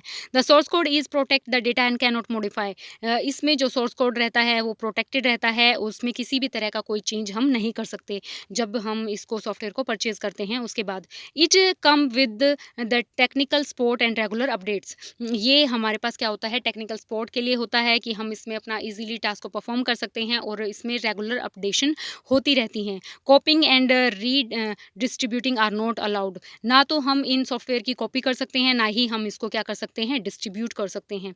ओके, इसका अगर हम एग्जांपल लें तो वो क्या हो सकता है, माइक्रोसॉफ्ट विंडोज़, ये क्या है, एक ऑपरेटिंग सिस्टम है। माइक्रोसॉफ्ट ऑफिस क्या है, एक एप्लीकेशन सॉफ्टवेयर है। ओके, ये हमारे क्या है, प्रोप्राइटरी सॉफ्टवेयर। इनको ऐसा क्यों बोला गया है, क्योंकि माइक्रोसॉफ्ट विंडोज़ हैं, तो हमें इनको क्या करना पड़ता है, इनके जो इनको हम क्या कर सकते हैं, यूज़ तो कर सकते हैं, बट इसके लिए हमें क्या करना पड़ेगा, पे करना पड़ेगा। माइक्रोसॉफ्ट ऑफिस है, जैसे अगर हमें एडवांस अगर इसके फीचर्स को यूज़ करना है तो हमें क्या करना पड़ेगा, इसको परचेज़ करना पड़ता है, इसके लाइसेंस को क्या करना पड़ेगा, परचेज़ करना पड़ेगा। फ्रीवेयर सॉफ्टवेयर क्या होते हैं, freeware software is free to us, ये हमारे लिए फ्री होते हैं। Anyone can download and use it without paying, हमें इसके लिए कुछ भी पे नहीं करना होता।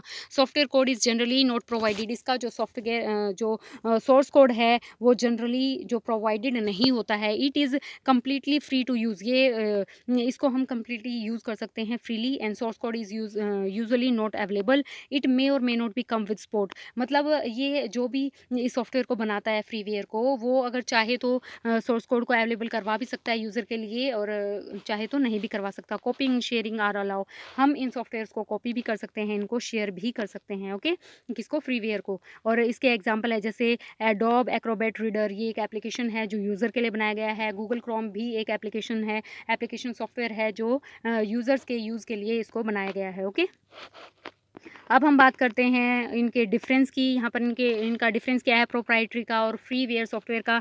अगर हम यहाँ पर बात करें तो मीनिंग, सबसे पहला जो मीनिंग है, software own by the company और इंडिविजुअल यूज़र मस्ट बाय अ लाइसेंस। ये जो सॉफ्टवेयर है वो जो भी बनाएगा उसको कोई भी यूज़र अगर उसको ख़रीदना है तो उसको यूज़ करने के लिए सबसे पहले यूज़र को इस सॉफ्टवेयर को ख़रीदना पड़ेगा, लाइसेंस लेना पड़ेगा। ओके, फ्रीवेयर क्या रहेगा, फ्री रहेगा, कोई भी यूज़र इसको यूज़ कर सकता है। इसकी जो कॉस्ट रहती है वो क्या रहेगा, इसको हमें इसको यूज़ करने के लिए हमें पे करना पड़ता है। फ्रीवेयर के लिए हमें कोई भी कुछ भी पे नहीं करना होता।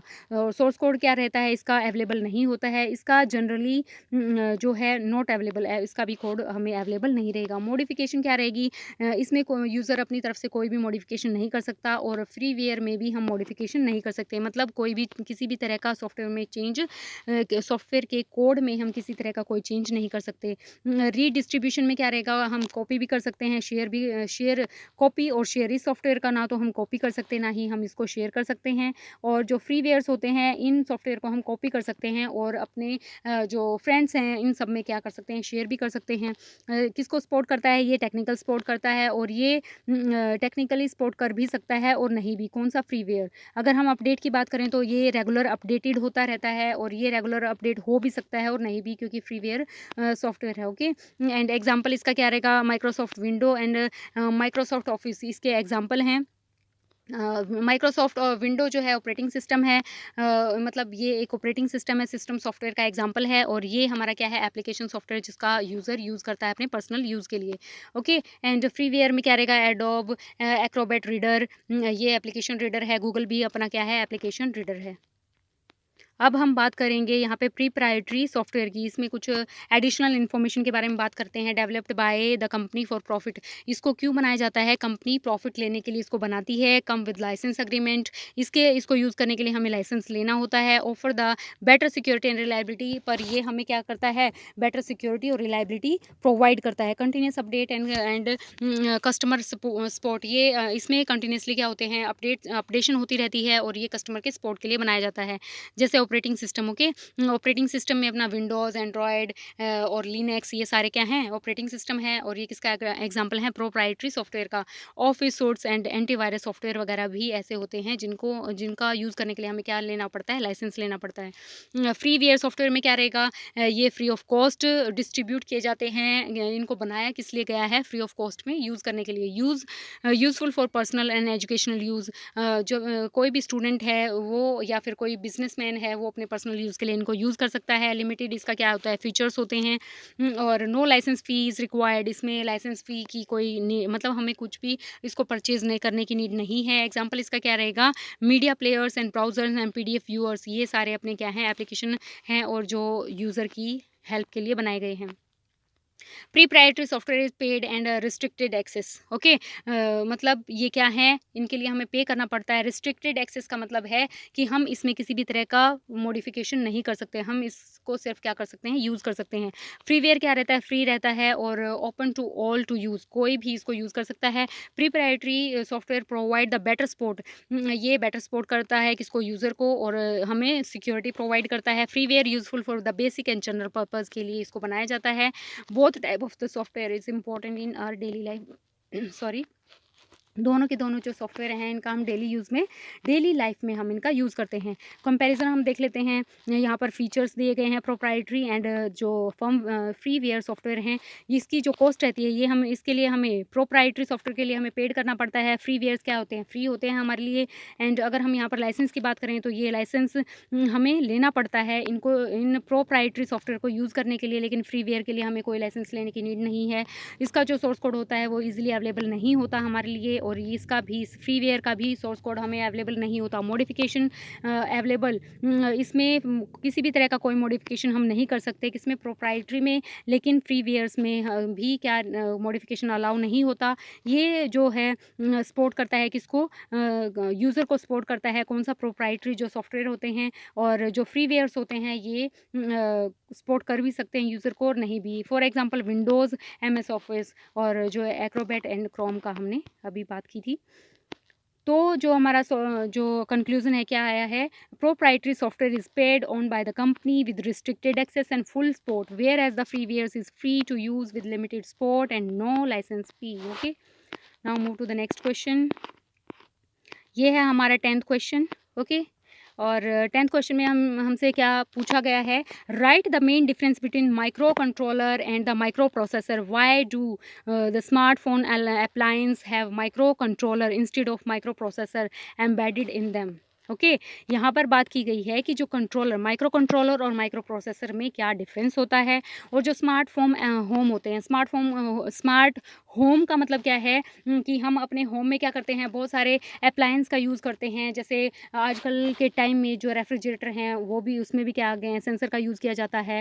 ओके, और जो एसी वगैरह भी हैं उसमें ऑटोमेटिक क्या होता है, टेम्परेचर सेट होता है, ऑटोमेटिकली वो ऑफ हो जाते हैं, ऑन हो जाते हैं। तो मतलब हम क्या करते हैं, अपने होम में स्मार्ट अप्लायंस का यूज़ करने लगे हैं। तो उनमें, इन सभी में किसका यूज़ होता है, माइक्रो कंट्रोलर का यूज़ होता है। पर हम इन सभी हमारे जो होम में जो अप्लायंस हम यूज़ करते हैं, इनमें माइक्रो प्रोसेसर यूज़ क्यों नहीं करते, क्वेश्चन ये है। ओके, तो हम सबसे पहले हम यहाँ पर डिफरेंस की बात करेंगे। तो जो डिफरेंस है माइक्रो कंट्रोलर का और माइक्रो प्रोसेसर का, ये क्या है, डेफिनेशन हमारी क्या रहेगी, माइक्रो कंट्रोलर जो रहेगा ये सिंगल चिप कंप्यूटर है, that include the CPU, memory, input output part on the same chip. एक छोटी सी चिप है, इस पे ही हमने सीपीयू को कनेक्ट किया है, इस पे ही हमें इंटीग्रेट किया है मेमोरी को, इस पे ही हमने इनपुट आउटपुट को, सभी चीज़ों को एक ही चिप पे हमने इंक्लूड कर दिया है। किसमें, माइक्रो कंट्रोलर में। ओके, माइक्रो प्रोसेसर की अगर हम बात करें तो इसमें जो एक चिप होती है उस पे सिर्फ हम किसको हम प्लेस कर सकते हैं, वो है हमारा सीपीयू, सिर्फ एक चिप के ऊपर। And it need the external memory and input output device. अगर हमें एक्स्ट्रा मेमोरी चाहिए या इनपुट आउटपुट डिवाइस चाहिए तो उसको हमें अलग से चिप पे क्या करना पड़ेगा, प्लेस करना पड़ेगा। किसके लिए, माइक्रो प्रोसेसर में। कंपोनेंट की बात करें तो इसमें क्या क्या क्या आता है, जैसे अपना सीपीयू हो गया, RAM, ROM, input output port, timer, counter, ADC, ये सारे, इन सभी को हमने क्या किया है, एक सिंगल चिप में हम इन सबको कंट्रोल क्या करते हैं, ये एक सिंगल चिप में ही सारा वर्क परफॉर्म करते हैं। ओके, अगर हम यहाँ पर माइक्रो प्रोसेसर की बात करें तो माइक्रो प्रोसेसर क्या करता है, सिर्फ सीपीयू को कंटेन करता है। अगर हमें रैम चाहिए एक्स्ट्रा, अगर हमें अपने कंप्यूटर की जो प्रोसेसिंग है उसको और ज़्यादा, उससे फास्ट उसकी परफॉर्मेंस को बढ़ाना है, तो हमें क्या करना पड़ेगा, रैम को एक्स्ट्रा बढ़ाना पड़ेगा, और मतलब एक एक्स्ट्रा हमें एक्स्ट्रा चिप में इसको इंक्लूड करवाना होगा। रोम और जो इनपुट आउटपुट डिवाइसेस हैं ये किसमें, ये अलग से चिप में क्या होंगे, इंक्लूड होंगे। इनका जो साइज़ रहता है, माइक्रो कंट्रोलर का साइज़ स्मॉल होता है, इनका जो माइक्रो प्रोसेसर का साइज़ लार्ज होता है। इसकी जो कॉस्ट होती है कंट्रोलर की लो होती है, और इसकी जो हाई कॉस्ट होती है, क्योंकि इसमें जो कंपोनेंट हैं हम उनके लिए क्या यूज़ कर रहे हैं, एक अलग से चिप का हम यूज़ करते हैं। ओके, अलग अलग टास्क को परफॉर्म करवाने के लिए। एक सिंगल चिप में जो हमारा माइक्रो प्रोसेसर होता है ना, इसमें बहुत सारे, हम मशीन में तो बहुत सारे कंपोनेंट का हम यूज़ करते हैं। तो क्या एक सिंगल चिप सारे टास्क को परफॉर्म कर सकते हैं, क्या एक सिंगल चिप सारे के सारे डेटा को हैंडल कर सकती है, नहीं ना। तो इसीलिए हमने क्या किया है, सीपीयू को क्या एक चिप पे रखा है। अगर इसके अलावा अगर हमें अभी एक्स्ट्रा मेमोरी की नीड है तो उसको हमने अलग से प्रोवाइड किया है। इसके लिए इनपुट आउटपुट का इंटरफेस भी क्या होता है, अलग होता है, क्योंकि सभी का जो टास्क है वो अलग अलग परफॉर्म करवाना होता है, क्योंकि हम इसमें बहुत सारी और भी अदर टास्क परफॉर्म कर रहे होते हैं अपनी मशीन में। लेकिन जो माइक्रो कंट्रोलर होता है वो किसी एक पर्टिकुलर चीज़ के लिए बनाया जाता है, इसीलिए ये साइज़ में भी स्मॉल होता है, और हम इसका जो कॉस्ट होता है वो भी लो होता है। इसमें पावर कंजप्शन क्या रहेगी, वो लो रहेगी, लेकिन जो अपना माइक्रो प्रोसेसर है उसमें कंजप्शन ज़्यादा रहती है। इसकी जो स्पीड की हम बात करें, कंट्रोलर की स्पीड क्या रहती है, लो रहती है, और जो अपना माइक्रो प्रोसेसर है इसकी स्पीड हाई होती है। इसमें एप्लीकेशन की बात करें तो ये इसमें क्या होता है, एम्बेडेड सिस्टम होता है, डेडिकेटेड टास्क। इसका जो सिस्टम है ये क्या रहेगा, एम्बेडेड रहेगा। मतलब एम्बेडेड का मतलब है कि सारा का सारा सिस्टम किस पे होता है, एक चिप पे रहता है, तो जो टास्क होता है वो इजीली परफॉर्म कर सकते हैं इसमें। ओके, कम स्पेस में ही। और जो अपना ये है माइक्रो प्रोसेसर है, इसमें इसको जनरल पर्पज़ के लिए हम यूज़ करते हैं, पीसी, सर्वर, लैपटॉप, इन सभी में हम किसका यूज़ करते हैं, माइक्रो प्रोसेसर का। अब हम बात करेंगे, why do the smart home alliance has a micro controller instead of micro processor embedded in them. हम सिर्फ माइक्रो कंट्रोलर को ही क्यों एम्बेड करते हैं, क्यों हम इनको ऐड करते हैं किसमें, होम अप्लायंस में माइक्रो कंट्रोलर का ही हम क्यों यूज़ करते हैं। ओके, तो हम बात करते हैं smart home appliance perform the specific task like controlling the temperature, washing clothes and operating motors. Microcontroller is more suitable for these because okay. अभी हमने बात की थी कि जैसे एसी वगैरह का आजकल हम यूज़ करते हैं, टेम्परेचर को ऑटोमेटिकली कंट्रोल होने लगता है। वॉशिंग मशीन का ऑटोमेटिक वॉशिंग मशीन होती है, उसमें बिना ह्यूमन इंटरप्शन के भी क्या होता है टास्क परफॉर्म हो जाता है। और ऑपरेटिंग मोटर्स का हम यूज़ करते हैं, इनको हम थोड़ा सा अब अच्छे से देख लेते हैं। नंबर 1 पॉइंट क्या है, all in one solution. Micro controller में क्या होता है कि हमारा जो सीपीयू है, मेमोरी है, जो इनपुट आउटपुट पोर्ट हैं, वो सारे के सारे क्या होते हैं एक सिंगल चिप में आ जाते हैं। तो जो एक अप्लायंस जो एक जैसे वॉशिंग मशीन है, ओके, उससे हम एक पर्टिकुलर सिर्फ एक ही टास्क परफॉर्म करवा रहे हैं, तो उन सभी टास्क को परफॉर्म करवाने के लिए सीपीयू, मेमोरी और जो इन सभी को हमने एक सिंगल चिप पे रखा है। इसकी जो कॉस्ट रहेगी वो भी क्या रहेगी, रिड्यूस रहेगी, कम रहेगी, अफोर्डेबल रहती है किसके लिए, यूज़र के लिए, और लो पावर कंजप्शन होता है क्योंकि इसमें ये क्या है सिर्फ एक ही टास्क हम एक टाइम पे इसमें परफॉर्म करवा रहे हैं इसलिए। एंड कॉम्पैक्ट साइज़ होता है, इसका जो साइज़ होता है वो भी कम होता है और इसमें जो स्पेस होता है वो भी हम सेव कर सकते हैं। अगर हम यहाँ पर रिलायबिलिटी की और डेडिकेटेड ऑपरेशन की अगर हम बात करें तो इसको डिज़ाइन किया गया है किसी स्पेसिफिक टास्क के लिए, वर्क के लिए। रियल टाइम कंट्रोल एप्लीकेशंस में हम इसका यूज़ करते हैं। मतलब रियल टाइम का मतलब क्या है, जैसे मशीन चल रही है उस टाइम पे मतलब रियल टाइम का मतलब है कि ह्यूमन को इसमें कोई भी इंटरप्शन नहीं करना पड़ता। एक टाइम पे हमने इसको कमांड दी है तो वो फुलफ़िल होने के बाद ही क्या होगा, ये जो टास्क कंप्लीट होने के बाद मशीन ऑटोमेटिकली क्या हो जाती है, बंद हो जाती है। और ईज़ टू यूज़, और इसका जो प्रोग्राम होता है इसको हम ईज़िली यूज़ कर सकते हैं और ये सिर्फ एक पर्टिकुलर टास्क को परफॉर्म करने के लिए बनाए जाते हैं। अब हम यहाँ पर कंक्लूज़न क्या है, for the simple, dedicated and cost effective control application in smart home appliance, microcontroller is better choice than the microprocessor. Okay, now move to the next question. अब जो अपना क्वेश्चन है ये है, mention the different type of the data that you deal while browsing the internet. अब यहाँ पर क्या बताया गया है कि डिफरेंट टाइप के डेटा का हम यूज़ करते हैं इंटरनेट पे। कैसे, वाइल ब्राउजिंग, जब भी हम ब्राउजिंग करते हैं, जैसे ही हमने ब्राउज़र को ओपन किया, इंटरनेट जब हमने ऑन किया, we can come across the different type of data. तो हमारे सामने क्या होता है, अलग अलग तरह का डेटा आता है। अब हम उसको देखते हैं, जो हमारी टाइप्स ऑफ डेटा। देखिए यहाँ पे हमने क्या किया है, सबसे पहले हम क्या करेंगे, टाइप्स ऑफ डेटा को फिर उसको डिस्क्राइब करेंगे, उसके एग्जाम्पल भी यहाँ पे मैंशन है। फर्स्ट जो है हमारा क्या है, टेक्सचुअल डेटा। टेक्सचुअल डेटा का मतलब क्या है कि इसमें डेटा इंक्लूड होता है किस फॉर्म में, टेक्स्ट के फॉर्म में, वर्ड और नंबर की फॉर्म में। हमारा जो डेटा है, जैसे फाइल होती है, फाइल में जो भी डेटा रहेगा उसमें कुछ वर्ड्स रहते हैं, टेक्स्ट रहता है, नंबर रहते हैं, ये हमारा क्या है, टेक्सचुअल डेटा। अब इसका एग्जांपल हम देखें तो वेब पेज पे क्या होता है, जैसे हमारी बुक होती है वैसे ही हमारे क्या होते हैं, वेब पेजेस होते हैं जिसमें क्या होता है, कंटेंट लिखा होता है। आर्टिकल ब्लॉग होता है, जैसे हम बुक पढ़ते हैं वैसे ही हम क्या कर सकते हैं, आर्टिकल को पढ़ सकते हैं, लेकिन ये ऑनलाइन हम पढ़ते हैं इसीलिए हम क्या बोलते हैं इसको, article blogs. Sorry, email and chat messages. Email अगर हमें करना है उसमें भी हम किसका यूज़ करते हैं, टेक्स्ट का यूज़ करते हैं। अगर हमें मैसेजेस करने हैं व्हाट्सएप पे या किसी भी तरह से अगर हमें चैट करना है तो उसमें भी हम किसका यूज़ करते हैं, टेक्स्ट का। ओके, अगर हम बात करें इमेज डेटा की, तो इमेज डेटा किस तरह का डेटा होता है, it include the still picture, graph, logos, diagram, maps and photographs. इन सभी का हम यूज़ करते हैं।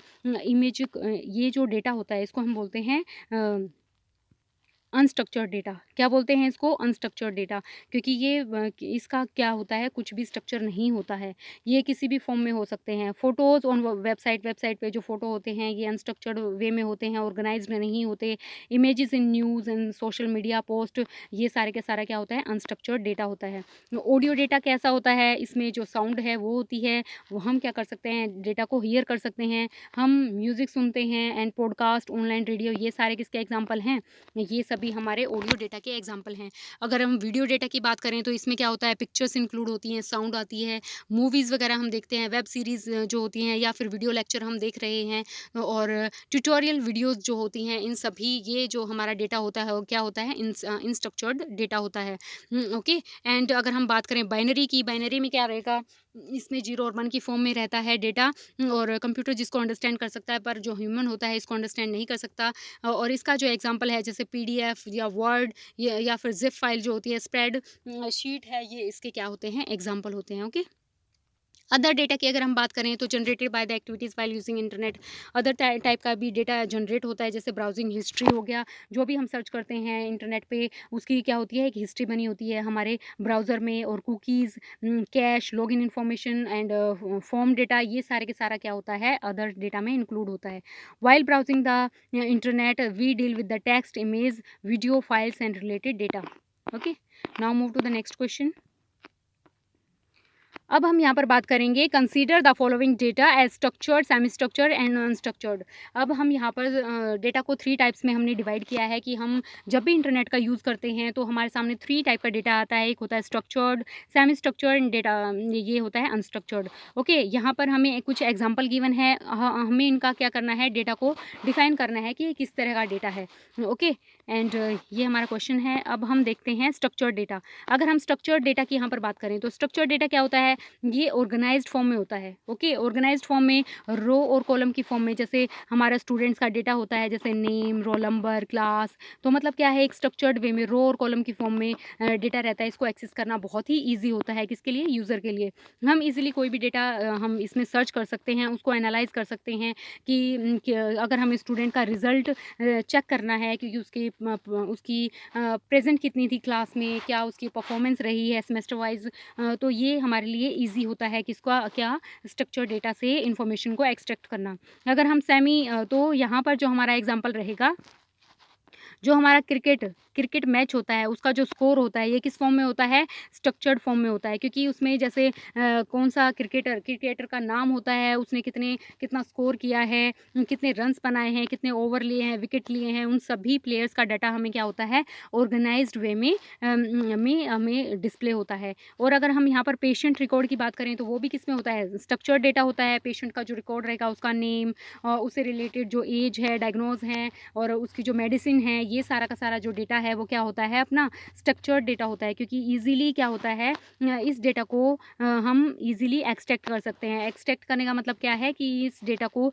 रीड करके हम कोई भी डिसीजन ले सकते हैं। जैसे पेशेंट के लिए हमें कौन सी मेडिसिन की अभी नीड है, कितना इम्प्रूवमेंट है, तो ये चीज़ें क्या है, डिसीजन में हेल्प करती हैं। स्ट्रक्चर्ड डेटा से हम ईजिली इसका स्ट्रक्चर्ड डेटा का हम यूज़ किस में करते हैं, बिजनेस में भी, डिसीजन के लिए, अपने बिजनेस को ग्रो करने के लिए भी हम इसका यूज़ करते हैं। ओके, अगर हम सेमी स्ट्रक्चर्ड डेटा की बात करें तो सेमी स्ट्रक्चर्ड डेटा क्या होता है, not rigid row and column. ये रिजिड नहीं होता, मतलब जैसे स्ट्रक्चर्ड डेटा होता है ना, इसका तो फॉर्म फिक्स होता है कि भाई ये हमें बिल्कुल ऑर्गेनाइज्ड वे में हमें दिखेगा, कॉलम, रो, इनके फॉर्म में हम डेटा को इजीली अंडरस्टैंड कर सकते हैं। लेकिन जो सेमीकंडक्टर होता है उसमें रो कॉलम का हम यूज़ नहीं करते, और कर भी सकते हैं, बट इसमें हम क्या कर सकते हैं, इसमें सेपरेट एलिमेंट का हम यूज़ करते हैं। जैसे अगर हम यहाँ पर एग्जांपल लें तो जो HTML पेज हम बनाते हैं, HTML पेज का मतलब यहाँ पर क्या हुआ, जो हम वेबसाइट देखते हैं ना इंटरनेट पे, जैसे हमने कुछ भी टाइप करते हैं तो हर चीज़ की क्या होती है, वेबसाइट होती है। तो उस पे जो टाइटल रहेगा, उसका जो हेड रहेगा, जो हमें दिखता है, उसका जो इंटरफेस रहता है, वो किसके थ्रू हम बनाते हैं, HTML पेज पे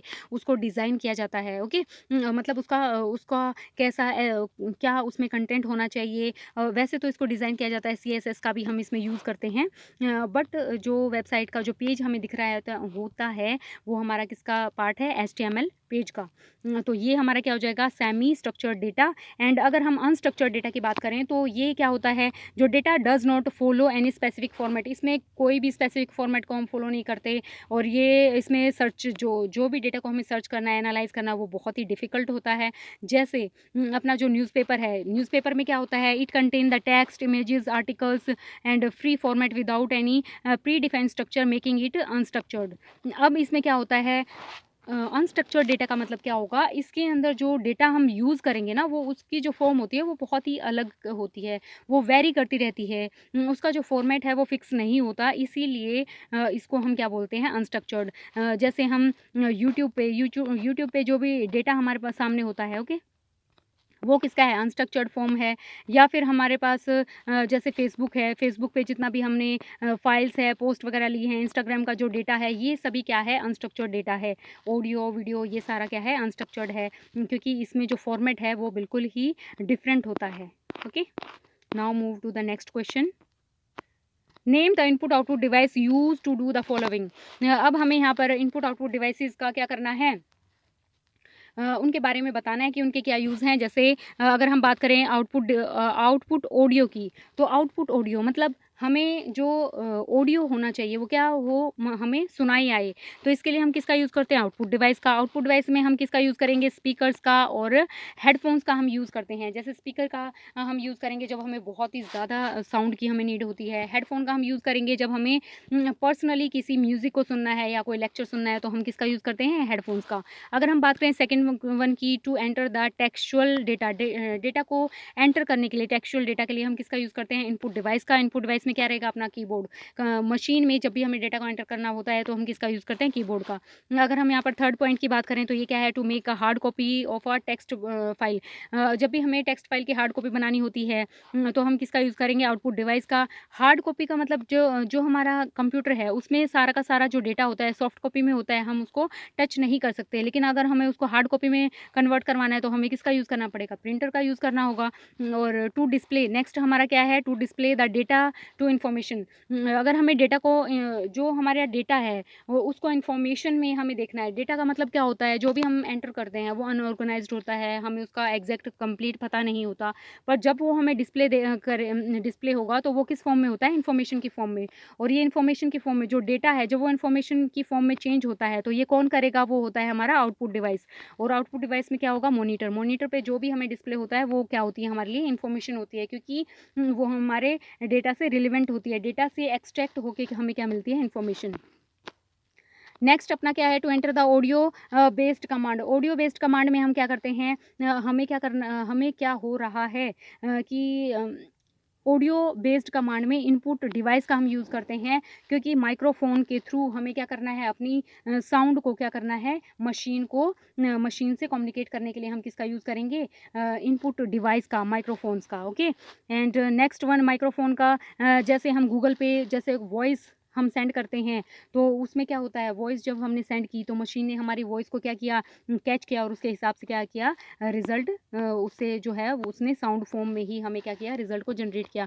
तो build the 3D models. 3D models में क्या रहेगा, 3D मॉडल ये भी हमारा क्या है, इनपुट डिवाइस का ही एक फॉर्म होता है। 3D मॉडल में क्या करेंगे, हम अपने डेटा को देंगे किसको, मशीन को। जैसे 3D स्कैनर की हम यहाँ पर बात करें, 3D प्रिंटर की हम यहाँ पर, स्कैनर की हम यहाँ पर बात करते हैं। स्कैनर में क्या रहेगा, जैसे हमें हाउस को डिज़ाइन करना है तो इसके लिए हमें क्या करना पड़ेगा, जो हमने डेटा दिया है वो हमें किस फॉर्म में होगा, 3D फॉर्म में हमें डिस्प्ले होगा। मतलब कंप्लीट जो हाउस है वो हमें कंप्लीट दिखेगा, उसका हर एक part. Okay. To assist a visual impaired individual in the entering the data.